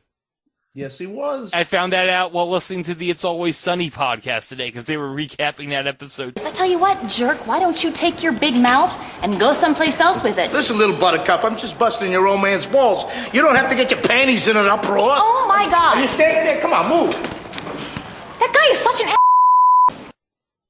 I got to listen to that podcast. I Oh, didn't know that was out there. Oh yeah, it's Glenn, Mac, and Charlie. They recap all their memories of the episodes for like 40 minutes, and it's hilarious. Oh, I got to find that. Oh, our next one, Yaphet Kotto. Oh yeah, legendary. I mean, TV viewers would know him from Homicide: Life on the Street, but of course, he was in, of course, the movie Alien, and of course, he played the Heavy in Live and Let Die. Another Bond reference. Yes. oh yeah. And has one of my favorite moments of all time when Roger Moore introduces himself. My name is Bond James, and he interrupts him and says, "Names are for tombstones, baby." That's one of my favorite moments from that movie. Yeah. Oh, and also the 7-Up guys in the movie too. Yep. That would be Isaiah Mustafa's the Old Spice guy. Who's the 7-Up guy? That Jeffrey guy. I forget his last name. This is. What year are you in? 1973 was Live and Let Die, Chico. Oh, no. Okay, you were right. I got my commercials mixed up, obviously.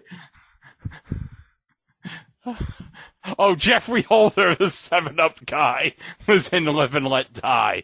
He was the guy who went, crisp and clean, no caffeine. Crisp and clean, no caffeine. Never had it. Ha ha ha. Never win. All right. Oh, our next one. Legendary writer from Saturday Night Live and the creator of Square Pegs and Beats. Yes, Square Pegs, the epitome of best shows that you are not watching. Yeah. One day we'll cover it on this podcast, but I think one of the best cult TV shows of the 80s that lasted one season, Square Pegs. Oh, definitely. Right up there Absolutely, yeah. Right up there with Misfits of Science. No, I wouldn't compare it to Misfits of Science. That's an insult to Misfits of Science. But, hey, it made Sarah Jessica Parker's career like Wings made Tony Shalhoub's career. Yes. But did Tony Shalhoub ever try and get into the in crowd in high school? Did Tony Shalhoub ever marry Matthew Broderick? No. No. That'd be weird, but whatever. Well, anyway.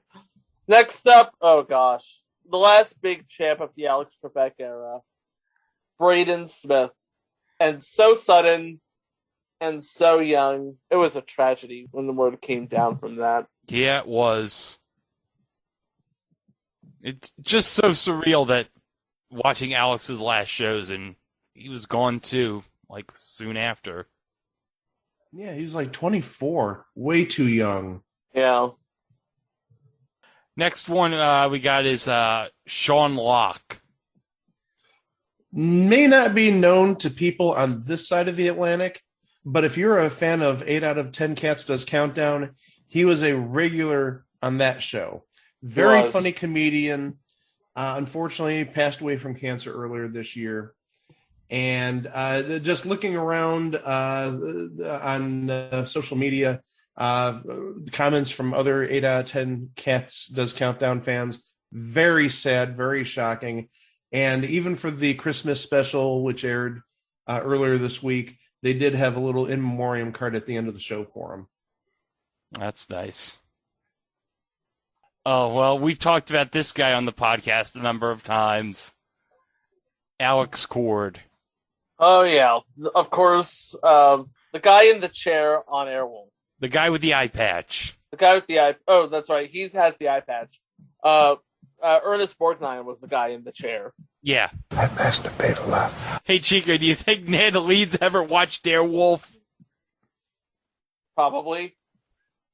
He seems like the kind of guy who would listen to this podcast. While practicing magic? While practicing magic. And also, we should add Alex Cord. He did host Wild West Showdown. Oh, that's right. Alex Cord did host Wild West Showdown. Oh, yeah. He was the grizzled old, whatchamacallit, who... Coot? Coot. He is a grizzled we'll old... call him a coot. Why not? Yes, he is a coot. He's a grizzled old coot who was the proprietor of the Wild West Showdown town. He never broke character once. No. I admire that. Yes, I do. Oh, our next one. Wow. Oh, gosh. Legendary. Stephen Sondheim. Talk about legendary composers. He is the most legendary. I mean, we're talking about the soundtrack to Broadway itself. Yeah, and he passed away like not too long before the West Side Story remake came out. I know, right? Yeah. Well, I mean, the original West Side Story, you know what? Would you believe I've never seen the original West Side Story in my life? Never? No, never. You need to see it. I know. I should. I'm shocked. It's like, that was one of the first movies I've ever seen. Well, you'd think I would see it because Richard Bremer and Russ Tamblyn are in it, and they were both in Twin Peaks, so you'd think I'd have to see it because... With all due respect to them... And also Rita Moreno. Thank you, with all due respect to them. And Natalie Wood. I mean... You need to see that, yeah, seriously. I should see You do that. need to see that. You need to sit down and watch the original. And all the good music in it. I mean, the acting is great, but the music is spectacular. Oh my gosh! Oh yes. Hey guys, I have a question. Do you think there's ever a rumble whenever the Winnipeg Jets and San Jose Sharks play? Well, he knows that, but he doesn't know the rest of the movie. I'm done with this. It's basically Romeo and Juliet, but in 1950s New York, yeah. Yeah, that's basically what it is. If you've seen Romeo and Juliet, you get the plot. Basically. All right. More or less. Well, oh my God. Legendary director who got his start on TV, directed some episodes of Gilligan's Island, but directed some of the best movies. We're talking Superman the movie. We're talking your Lethal Weapons. You're talking The Omens. You're talking The Goonies. Richard Donner. And the Richard Donner cut of Superman 2 is the stuff legends are made of. Oh, yes. If you have not seen the Richard Donner cut of Superman 2, you owe it to yourself to grab the Blu-ray. I'm sure it's like $10 on Amazon because it's been out for so long. And actually, at the time I'm recording this, you can buy a brand new copy on Amazon for $7.81. But, yeah, I mean, some of the most iconic movies of the era. I mean, Superman the movie, one of the most iconic superhero movies of all time. But also, The Goonies. Come on. The Goonies. That's all you need to say. The Goonies. The Goonies. But also, hey, to tie it back into It's Always Sunny in Philadelphia, he directed Lethal Weapons 1 through 4, but we all know that Mac, Dennis, and Charlie made classics with their own version of Lethal Weapon in 5, 6, and 7. Can you believe, guys, they got Don Cheadle for Lethal Weapon 7? No, I'm not falling into that trap either. No. Next, we have John Paragon. If the name doesn't sound familiar, perhaps the role does. Zombie on Pee-wee's Playhouse. Oh, yes. Mecca-lecca hi, mecca-lecca hi-ni-ho. Mecca-lecca hi, mecca hi-ni-ho. Hey, guys, do you want to hear a crazy Greg's dad story? We haven't had one in a while. Go for it. Okay. Oh. All right. So one time, me and my brother, this must have been the mid-2000s, we were watching, like, I guess it was like Yankees-Orioles game on Yes or something. Right. And who comes up to the plate for the Yankees but Jason Giambi? So my dad comes up and says... I love stories that begin with Greg saying, "My dad says." My dad says, as Jason Giambi is introduced, Giambi, wasn't he on Pee-wee's Playhouse? Oh, no. So now every time I think of Giambi, I think of Jason Giambi's face. Oh my gosh. That's not even the right spelling. No! Oh my gosh. My dad heard Jason Giambi, and his first thought was Giambi from Pee-wee's Playhouse. Oh, boy. Oh my gosh. Moving on very quickly. Yes, Michael Constantine. You'd know him primarily from My Big Fat Greek Wedding. He was Nia Vardalos' father in that movie. Yes. But also, he had a very long TV career. He was on Room 222 back in the 60s and 70s. He was the principal, I believe, on that show. Yes. And also, he was the judge on Sorota's Court back in the late 70s, which a lot of people believe is the inspiration for Night Court. Oh. If you've ever seen the opening, the only thing you can find online is the opening, but you could definitely sort of get a Night Court type of vibe from that opening, especially because, and I think this is true, Greg.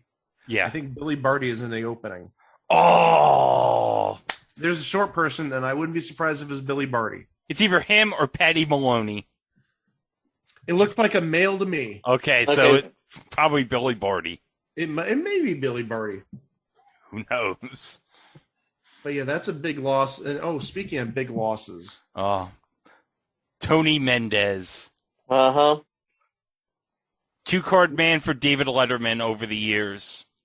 So great in so many skits for Dave over the years. And Don Giller, I think, when Tony passed away, posted a massive, I think, 7-part video tribute of like all the compilations of all the stuff Tony did throughout the years on Dave. So if you can get a chance to check it out, do it, because man, that is massive. So very sad loss. Absolutely. Very sad loss indeed. Yeah, didn't really do anything in terms of acting on other shows, but he was a crucial part to the Letterman success. Yes. Mm-hmm. Well, this one's sort of big. Richard Gilliland. The hapless Mark, I guess you could call him, from Just Our Luck. Well, also he was on Designing Women. Yeah. And related to Designing Women, he was married to... his he was wife married was... to Jean Smart. He was Yes. married to Jean Smart. Yeah. Yes. And I think he was mentioned by Jean Smart when she won the Emmy this year for Hacks. Wouldn't be surprised. Would not be surprised. Yeah, because I know, because I watched the speech. Yeah, he's mentioned in her speech. So, but yeah, very long career, and hey, one day we'll eventually cover Just Our Luck. And we did talk about him because he was on A Week of Go. Yes, he was. Yes, he was on A Week of Go. Yes, with was it? Oh, Lynn Redgrave. One episode from that week was on Faux Pause, I think. Back in '98 on GSN. So. Next one, Gunther from Friends, James Michael Tyler, the owner of Central Perk. Yep. He made that show. Oh, he did. Not really a big Friends guy, but he was very good on that show. So He was 59 years old. Just shy of 60. Oh, this was a tragic death. Michael K. Williams, who played Omar Little on The Wire. Never watched The Wire. Everyone tells me it's a great show. And it is an awesome show. You should probably see it. I bet it's on HBO Max. Oh, it probably is. Oh, I'd put money on that, yeah. And I believe, didn't Idris Elba get his start on The Wire? Yes, he did. Yeah. Okay. Yeah. How old was Michael K. Williams when he passed away? It had to be mid-40s, I think. Michael K. Williams was 54. Oh, okay. I was way off. Yeah, and by it about was a decade. drug intoxication. Oh. Ooh. Greg, I think you were mistaking Michael K. Williams with our next entry. Dustin Diamond. Oh, wow. Cancer sucks.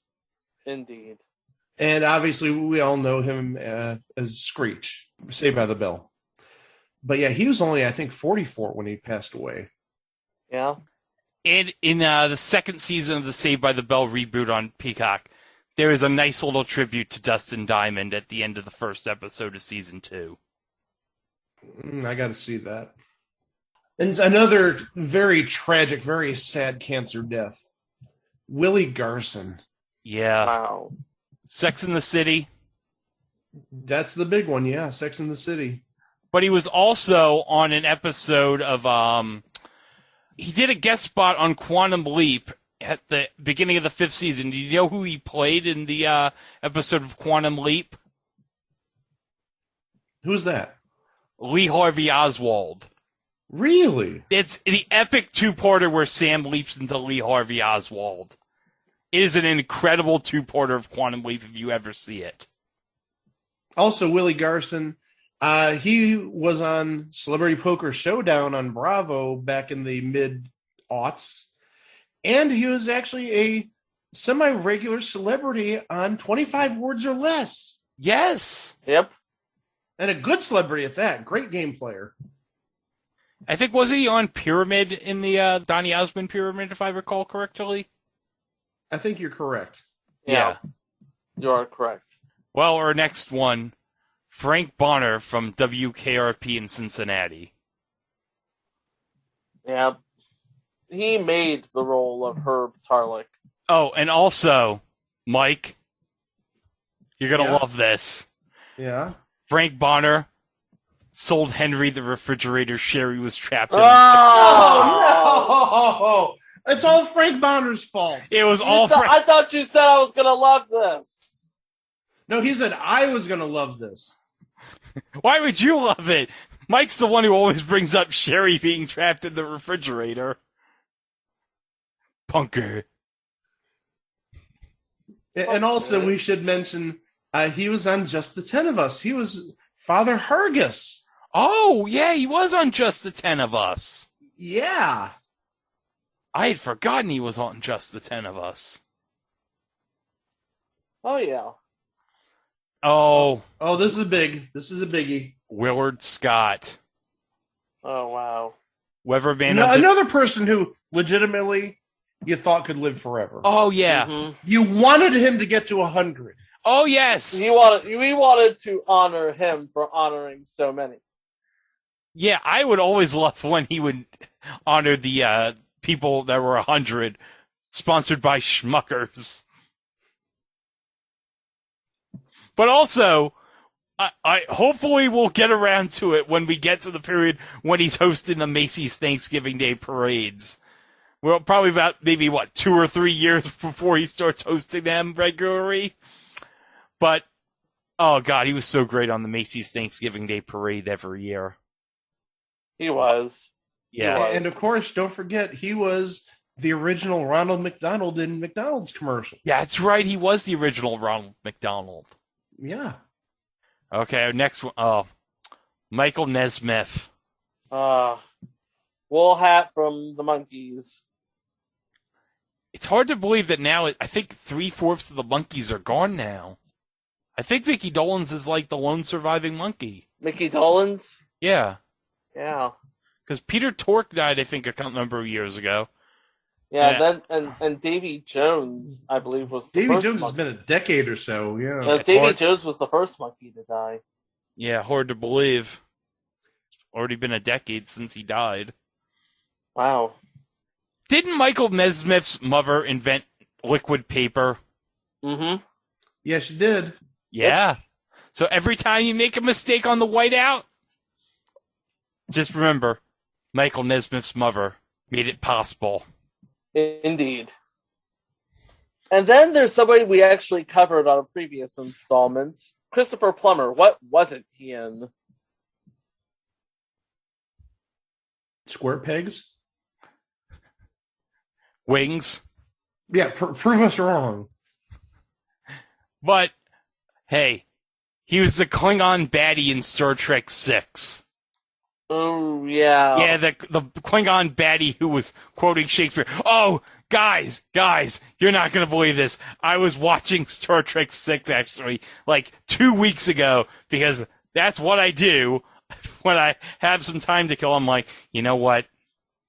think you feel like watching Star Trek 6 tonight. And you know what I found out that I didn't realize? What's that? John Schuck reprised his role as the Klingon ambassador in Star Trek 6. What? Sadly, he did not say, Starfleet regulations, that's outrageous! Oh, no. but also Christopher Plummer, The Sound of Music. And Christopher Plummer gave us one of the greatest gifts of all time of him tearing the Nazi flag. Yeah! My all-time favorite gif on the internet. Whenever I feel down, I was like, you know what? I'm going to search the gif of Christopher Plummer tearing that damn Nazi flag apart. And it always makes me happy. And also, he was in Knives Out. Also, I think he posthumously gave a clue on Jeopardy. Yeah, I believe so. Oh, hey. Also, remember, he filmed all his scenes of All the Money in the World in like 1 week after Kevin Spacey got caught for doing what he did, and he got nominated for an Oscar for doing 1 week's worth of film. Good for you, Christopher Plummer. Well, that happens. I mean, Marlon Brando, he was in Superman for what, like 7 or 8 minutes? And he got paid out the wazoo. Yeah, but he didn't replace an actor on like extremely short notice just so they could get the release ready for Christmas. Well, that's a valid point, yes. It also speaks to how fast like film gets turned around these days. All right, next one. Oh, Charles Grodin. Wow. Man, what I think we'd all best remember him from Beethoven. Beethoven, yes. Yeah. But he was a frequent guest on the late night talk show circuit on Letterman and Carson. And also, don't forget, maybe about 25, 30 years ago, he had his own talk show on CNBC. That's right. What was it, Grodin Live? I think it was... It was either Grodin Live or just Grodin, yeah. Yeah. But also, he was in the movie Clifford with Martin Short, one of the most underrated movies of all time. Clifford. Oh, and one day we will get around to covering this on the podcast. He was the host of an SNL episode in 1977. That's the most meta episode of Saturday Night Live ever, where he, like, pretends like he... So the whole concept of this episode of SNL is he skips the dress rehearsal, and he has no idea that the show is live. So he's, like, completely in character, like... He's so confused by how this show works. It is so amazing. So one day we will cover that episode on the podcast. All right. Our next person, Jessica Walter. Another legend. Oh, my gosh. Arrested Development, Archer. Archer, yeah.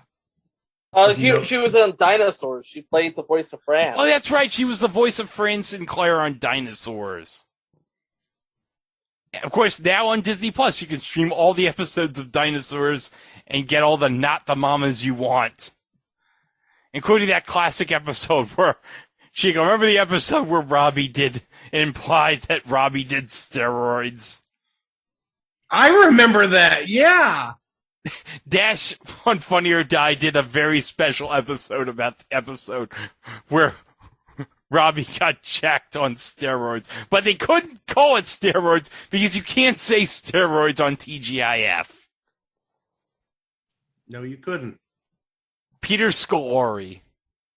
I think all we need to say is Newhart and Bosom Buddies. That's right. And we did mention him last month when we were talking about the CBS Thanksgiving Day Parade. Was he one of those that was in Philadelphia? He was with Philadelphia with Anna Alicia. Yeah, he did the Philadelphia portion of the parade, so. Mm-hmm. And also, as I mentioned, Tom Hanks did a wonderful tribute about Peter on an episode of Jimmy Kimmel Live. If you can find that clip on YouTube, highly suggest you check it out. Very touching segment. May he rest in peace. Oh, but our next one, Ron Popeil.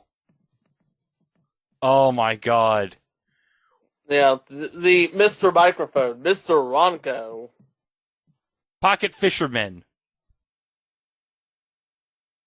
I remember him from the infomercials in the 90s, including the pasta maker. The pasta maker, and also the rotisserie grill, the Showtime rotisserie grill. The Showtime rotisserie. Set it and forget it. Set it and forget it. Yep. Legendary TV spokesperson, to say the least. Oh, by the way, I found a clip on Conan's YouTube channel with Ron Popeil where he demonstrates. Remember, he had spray-on hair. Yes, he did. Oh my, yeah, I remember him with the spray-on hair. Oh, guess who he got for the spray-on hair? Hold on a second to demonstrate it. I got the clip right here. Like a whole book of just these phrases. Well, at least a half a page. Oh. Well, this is. Let me ask you about the GLH spray. What does GLH stand for? It's an amazing, great-looking hair. Okay. When I heard about this for the first time, of course, I'm such an idiot. There's nothing to see there, pal. Forget it. The GLH spray. Yeah. Now, when I first heard about this, I thought it was a joke. You're balding, so you take some black spray paint and just cover it, and voila. Yet it's more than that, is it not? It's a great product. I got to show you how it works, though. That's what I'd love to do. Now, why? Show you how it works. All right, show me how it works. Yeah, it's actually I got the idea from Raven, but are we going to do someone in your? Yeah. Well, we actually have a band member who's he's a little thinning on top. La Bamba, come here. Yeah, come here. He got La Bamba. Give a hand for La Bamba. And then I want you. Oh, we'll take care of that. La Bamba first. Let's turn around and show everybody the bald spot. Let's see the problem here. You can see my bald spot also. Oh, yeah, but they're cute together. Yeah. It's nice. Just get out of here. Hi there. Let's do this real fast, okay? Now, can I ask what is in here? Because he's a band member of mine and I feel responsible. What is actually in GLH? It's something that's going to make him disappear. You wanted to get rid of him, didn't you? No? Please, I'll do the jokes. Okay. Now, it wasn't a bad joke. It wasn't so bad. We're friends. Okay, we're friends. Let's do this fast. Why? It's called GLH number 9. Right. What was wrong with 1 through 8? What happened? It didn't work too good. So the ninth time it worked. Okay. Okay, go. Oh my God! This is not dark brown. It's burning his flesh off. Look at that. Look at that. That's amazing. No, it's not amazing. When does the steam go away? It looks like an Irish Moor. All right. That's nice. And then you cover it over? Yeah. That's amazing. Yeah. It's real hair. What do you think, folks? That's amazing. Now.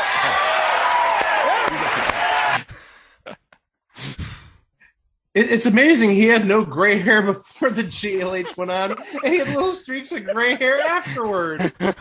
That's amazing. That's incredible. That's kind of weird, actually. I was trying to figure out. I was like, okay, nobody noticed the bald spot, but everybody notices the weird patch of gray hair that doesn't match with the rest of the hair. It wasn't even really a patch of gray hair. It was like a little streak of gray hair. It was like the whole bald spot turned gray. It was a little streaking. Sort of thing. Well, it's temporary hair. I mean, well, and also I don't really think Ron Popeil or Conan would purposely be like, "Hey, there's a gray streak in there." Pew, sales go downhill. Yeah. But hey, Ron Popeil was a genius marketer. He knew what to say and what not to say. Oh yeah, Mr. Microphone. And hey, how many people have a song about them by Weird Al? Right. CNR. Oh yeah, that is true. But Ron Popeil's Weird Al song's pretty great. But Paul Mooney. Oh God, he was like one of the. It's like, okay, Dave Chappelle. A Chappelle Show. Enough about him. Let's talk about Paul Mooney on Chappelle's Show. Oh, Paul Mooney's appearances on Chappelle's Show. They were some of the all-time great segments on that show. Negro Damas. Was Ask a Black Person. And Paul Mooney would say things that, I would never say on this podcast. I say some really dumb stuff, but I don't go as far as he does. No, he went there and then some. You Yes, you say a bunch of things that, yeah. That would probably get you canceled in 2021. But I believe he wrote for Richard Pryor, didn't he, Paul Mooney? Mm-hmm. He did. Yeah, so... Well, and not just that, he actually also was a writer on the SNL episode, the season 1 episode, which Pryor hosted. Yeah, and did he write that legendary sketch with Pryor and Chevy Chase? With the words that we can't mention? Oh, yes. I wouldn't be surprised. I know which one you're talking about. We're not going to would not be. I would not be surprised either. No. That would probably... Thinking about, that has Paul Mooney written all over it. Yeah. Yep. But now we're getting into some of the heavy hitters. And, Dean Stockwell. Yeah, we just mentioned earlier Quantum Leap. Yep. Yeah. Pretty much him and Scott Bakula drove that show throughout its 5 years on NBC. I would not disagree. And I'll say this. Al was the key component of that show because it's like you have to have somebody like trying to make sense of the situation for Dr. Sam Beckett, and the character of Al was very good at trying to explain the situation that helped us, the audience, understand the situation of each episode. Legendary career. I think he was a child actor, I think, going back to like the 30s or 40s. Oh, yeah. But also, he was nominated for an Academy Award for Best Supporting Actor, I think, for Married to the Mob back in like 88. So yeah, a long legendary career. And hey, Quantum Leap. Hey, we covered it earlier this year with the wrestling episode. And I think one day I will want to talk about the episode where Sam leapt into a chimp. That happened. There was an episode of Quantum Leap where Sam leapt into a chimp. I vaguely remember that. Okay. George Segal. Speaking of heavies, yeah. What hasn't he done in his lifetime? Yeah, we're talking about Just Shoot Me, the patriarch of the Goldbergs.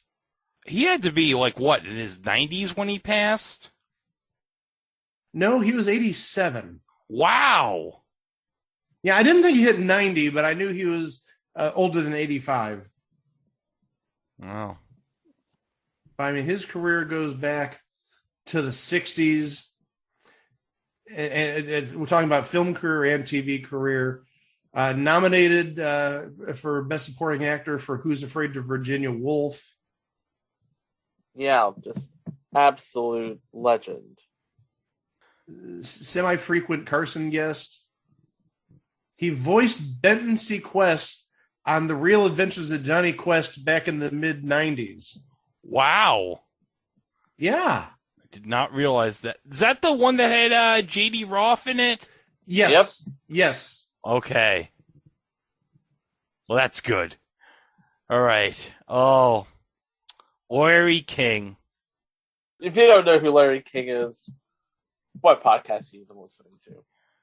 Well, was there one person who Larry King did not interview, like, over his long career? I can't think of a person that Larry King did not interview. I mean, and he was one of the last great interviewers. He, as Gordon Pepper, friend of the show, likes to say, he would put fires out with gasoline. Yes. And, of course, he was on many different television shows over the years. I remember he was on an episode, one of my all-time favorite episodes of 30 Rock, when Tracy Jordan was on Larry King, and he was talking about how there's like one of the financial markets crashed or something, and Tracy was talking about how the next day, like, it'll be like the 1970s all over again. New York City may not even exist by tomorrow. And they're treating him like he's like some sort of expert on the subject. Oh boy. But then he scores a basket even though he's not a wolf anymore.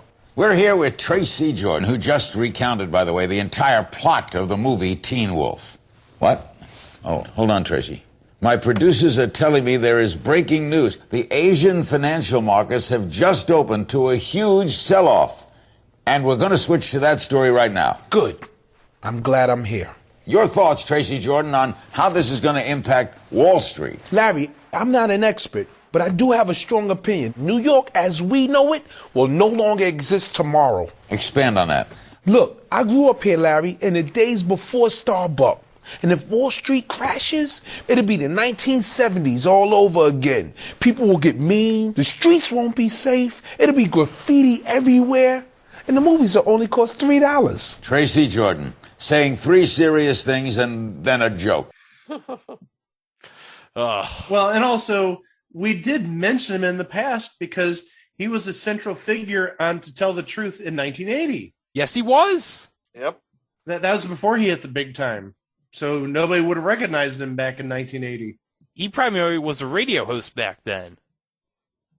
Yeah. Norm Macdonald. I think this hurt more than just about anybody this year because he hit it so well. Yes. And it was very unexpected. I mean, he was only, I think, about 60 or so. 61. But yeah, he didn't come out publicly and say, I have cancer or I'm sick. It was just a knockout punch. You did not expect it.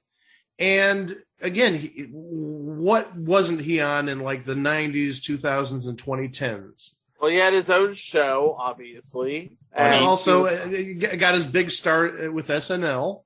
Yep. And arguably, you'd say maybe one of the greatest weekend update anchors of all time.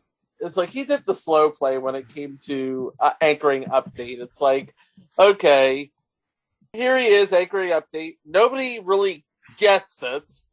And then all of a sudden, we're watching it 20 years on, and all of a sudden it's like, oh my God, I got it. It's like, this is him. This is his character. One of my all-time... He was that good. He was that good. One of my all-time favorite Norm Macdonald weekend update moments was... Okay, remember the Mary Kay Letourneau thing? Yeah. Mm-hmm. I remember the punchline being Norm saying... And finally, in Burien, Washington, elementary school teacher Mary Kay Letourneau pled guilty this week to having sex with a 6th grade student whose child she bore in May. Miss Letourneau has been branded as a sex offender, or as the kids refer to her, the greatest teacher ever. Her students ended up calling her the greatest teacher of all time. I was 13 years old, and I was 1-800-235-DEAD.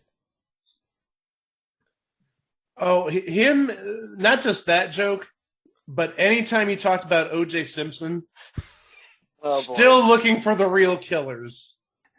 And I bet you somewhere Don Oldheimer was like, you son of a bitch. This is also how he won, folks.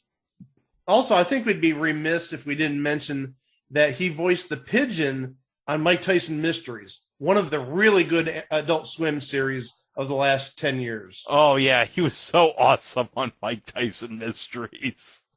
And he had that same sarcasm.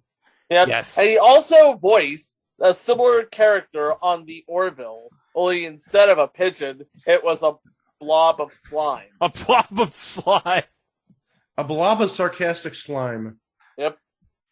And I always would love, like, on his Twitter account, how, like, he would randomly talk about golf.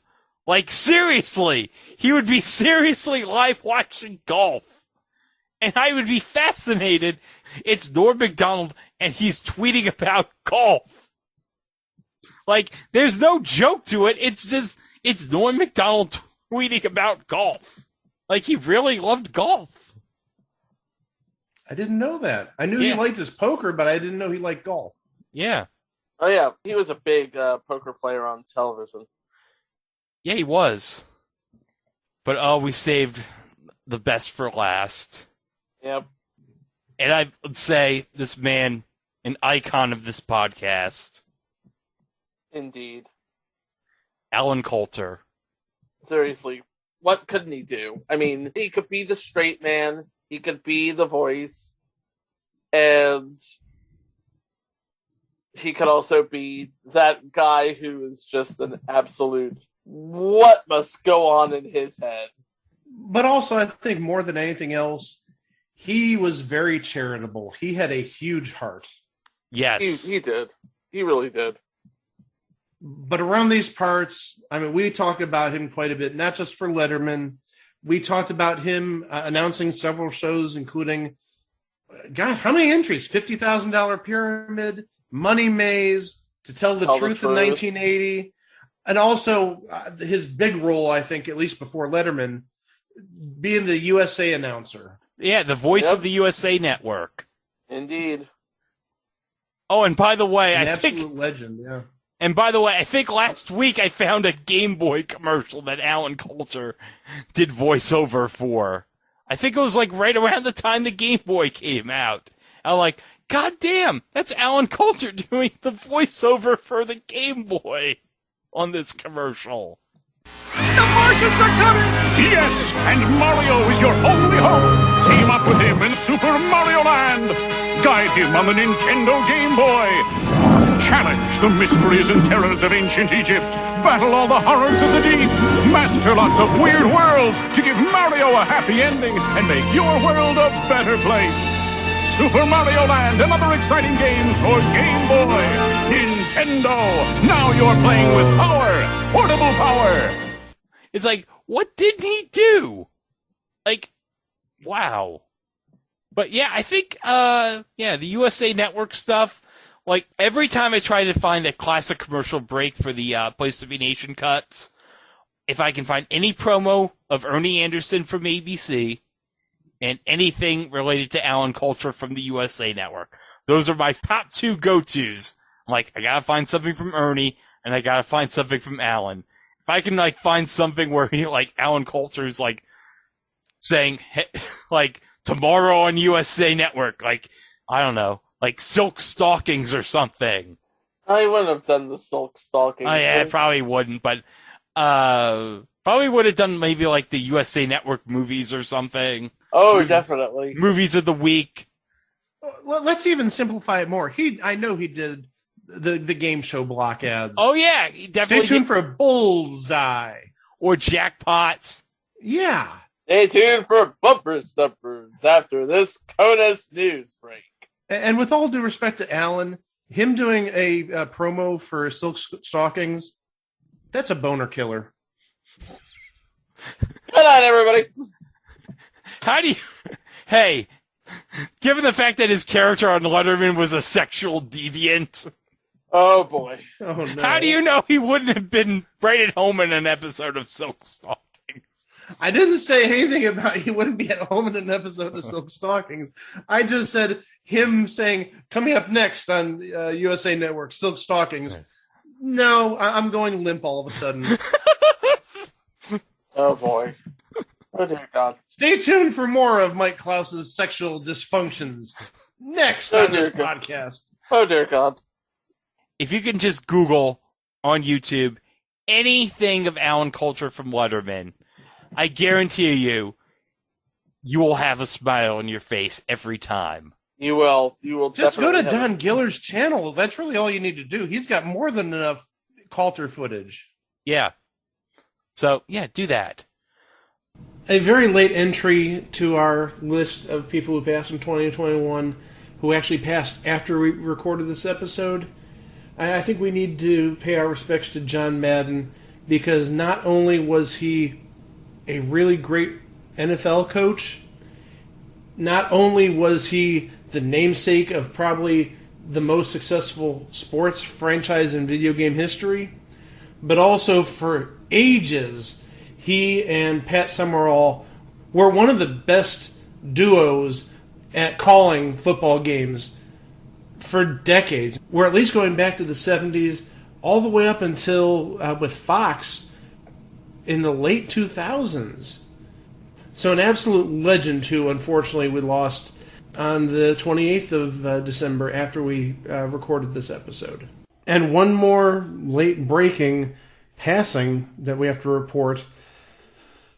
On New Year's Eve of all days, we lost Betty White at 99. Absolute legend. What can we say about her? So, guys, that's 2021.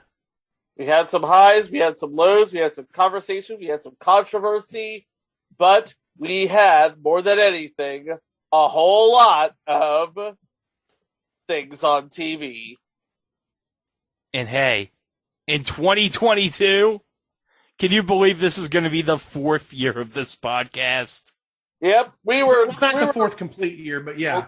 Yeah, I was like, we were thinking of things that are special, things with meaning, things with purpose, things that could stimulate conversation. And, well, this is the best we could do.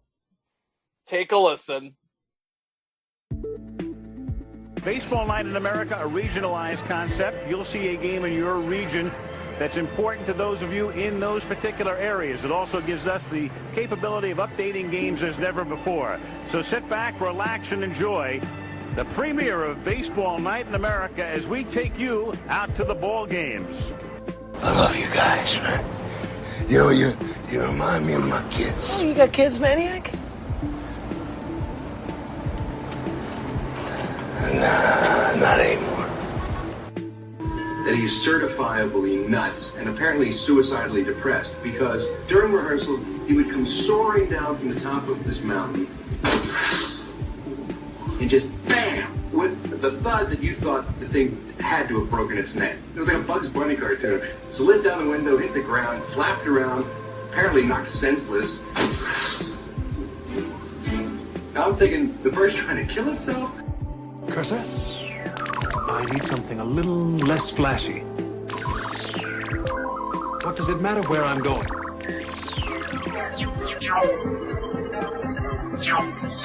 Is it Bruce? Don't be silly, Cursor. Why would I want to go there?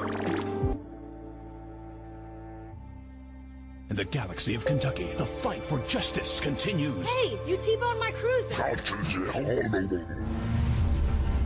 Big insurance. Help me, Daryl Isaacs. You're my only hope. On my way. Each year across the country, there are thousands of pet disputes. Those who want their cases tried by the best know there's only one man they can turn to, and he is thirsty for pet justice. Come here, dog. Whoa! I can reach Ain't it? Are you slinging fake monkeys? That was very abusive, right? Justice was served. Justice was served. You're welcome. That makes sense? No, Gary Busey. Just last night, I was lost in the jungle with Pitfall Harry, surrounded by giant scorpions and man-eating crocodiles.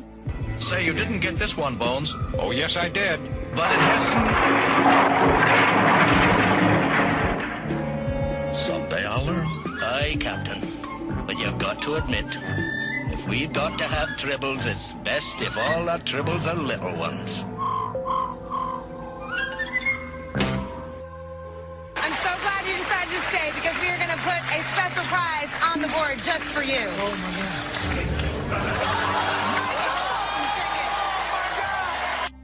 With a special appearance by Gilbert Gottfried as the voice of Napoleon.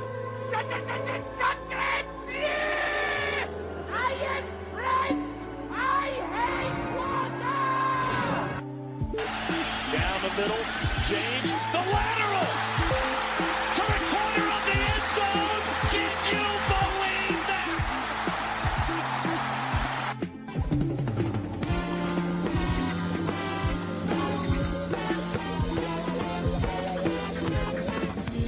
From Hollywood, the entertainment capital of the world, it's time to face the music. While other girls make dates, you make license plates. Well, Allen Ludden!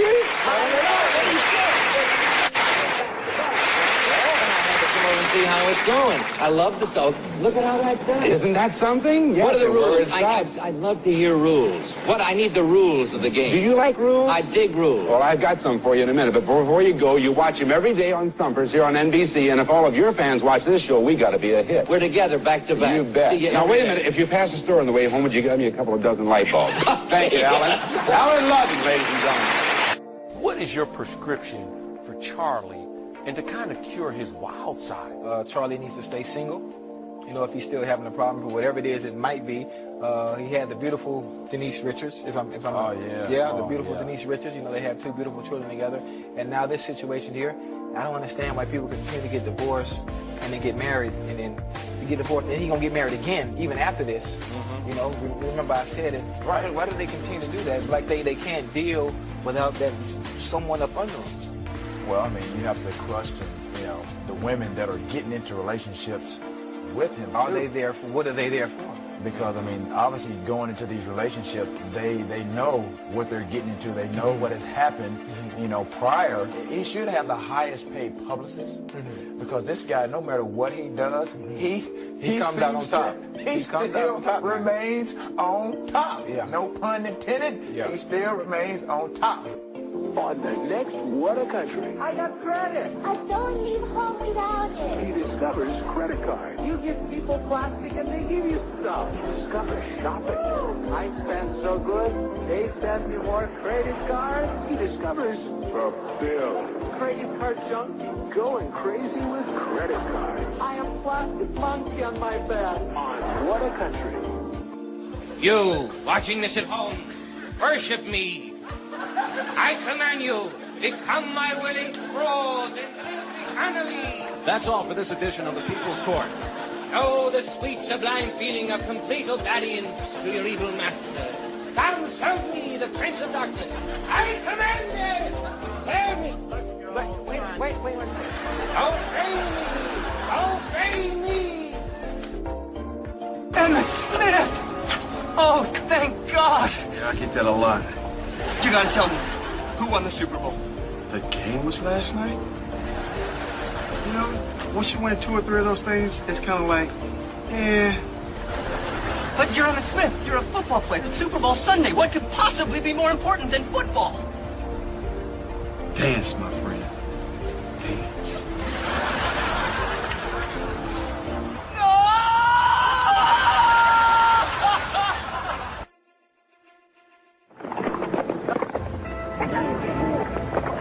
Look, Grandpa. Great catch tomorrow. You know, I never thought I'd say this. It's a beautiful night for baseball. Let's play two.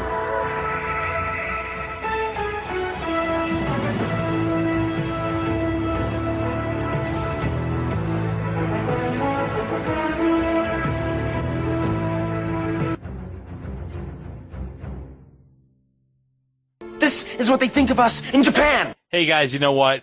I haven't cashed in my money in the bank for 2022 yet. Uh-oh. Oh, boy. I'm not cashing it now, but I'm just warning you. You got like 5 months. I'm going to tease you for it. I'm going to tease everybody. What will it be? Well, you're going to have to find out in 2022. Oh, wow. Well, while we're waiting for that, you can visit us at itwasathingontv.com, where you can find all of our previous entries, all of our mini-sodes, and of course links to all of our socials, and to our good friends at the Place to Be Nation, where I believe we have both Christmas specials we did. Yeah, I decided, I'm going to release the year in review as its own episode. So I think the last drop we have, which is going to be, which would have come out on Wednesday, which is tomorrow or the ever. I don't know how we're going to work this out, but yeah, I put in as a 3-episode drop, Leprechaun's Christmas Gold, 'Twas the Night Before Christmas with Paul Lent, and Rudolph's Shiny New Year, because, hey, Christmas and New Year's, let's all put them in one big happy bunch. Yes, let's put them all in one big happy bunch. And in the meantime, all of our episodes, not only are they available on itwasathingontv.com, but also available where fine podcasts can be streamed. And for the most part, available on YouTube. And if you do visit us on YouTube, don't forget to like our videos, subscribe to our channel, and hit the bell! Ding, ding, ding, ding. So you can stay up to date on our future installments. What are we going to kick off 2022 with, I wonder? Well, we have a couple of really good entries. One was seemingly lost until somebody actually put up a decent episode guide to it. So we're going to read that episode guide. Imagine for a second a side player on What's Happening getting their own show. What? Yeah. Hey, people... Did Rerun get his own show? Oh, Rerun. What's Happening was the Rerun show. Oh. No. You know what? We're getting ahead of ourselves. Okay. But first... Well, hey, guys. Next week is college bowl season. It's New Year's, so that only means one thing. It's time to go bowling. Not that kind of bowling. Oh, I was about to get my ball. But it's time to have our New Year's bowl games. So what happened back in the late aughts when the national championship was on a network that barely covered college football? I don't know. What happened? I bet we'll have plenty of things to say about it. Yes. And I guarantee you, given one of the announcers who was involved in these games, hint, there's going to be a reference to Nick Castellanos.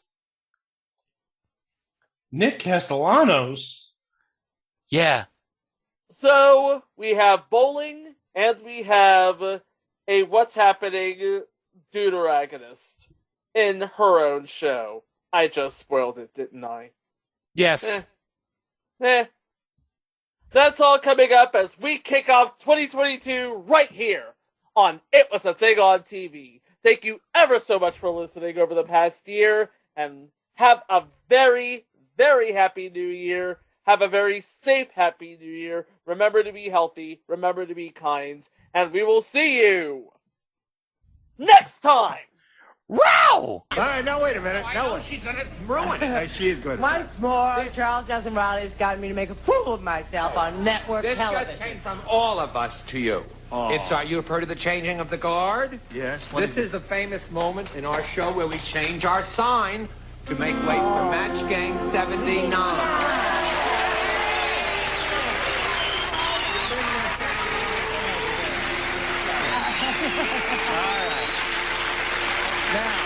You gonna change the sign? Now wait a minute. Hold everything now. No, everything's gonna be all right. I'll give you a hand here, Charles. You're unscrewing the old one there, and it's all unhooked. Yes, right. All right. There it is. A happy and healthy New Year to everybody. Happy New Year. Thanks for watching. Yeah.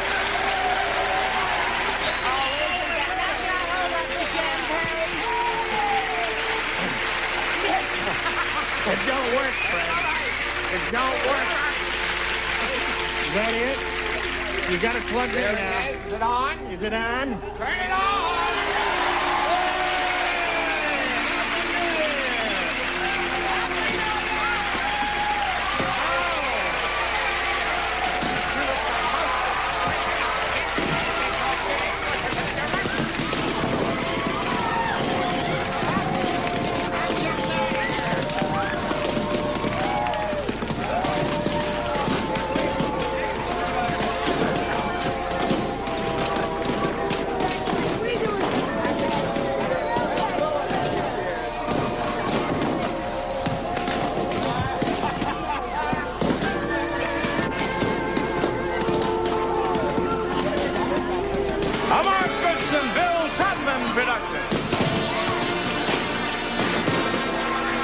This program was edited for broadcast.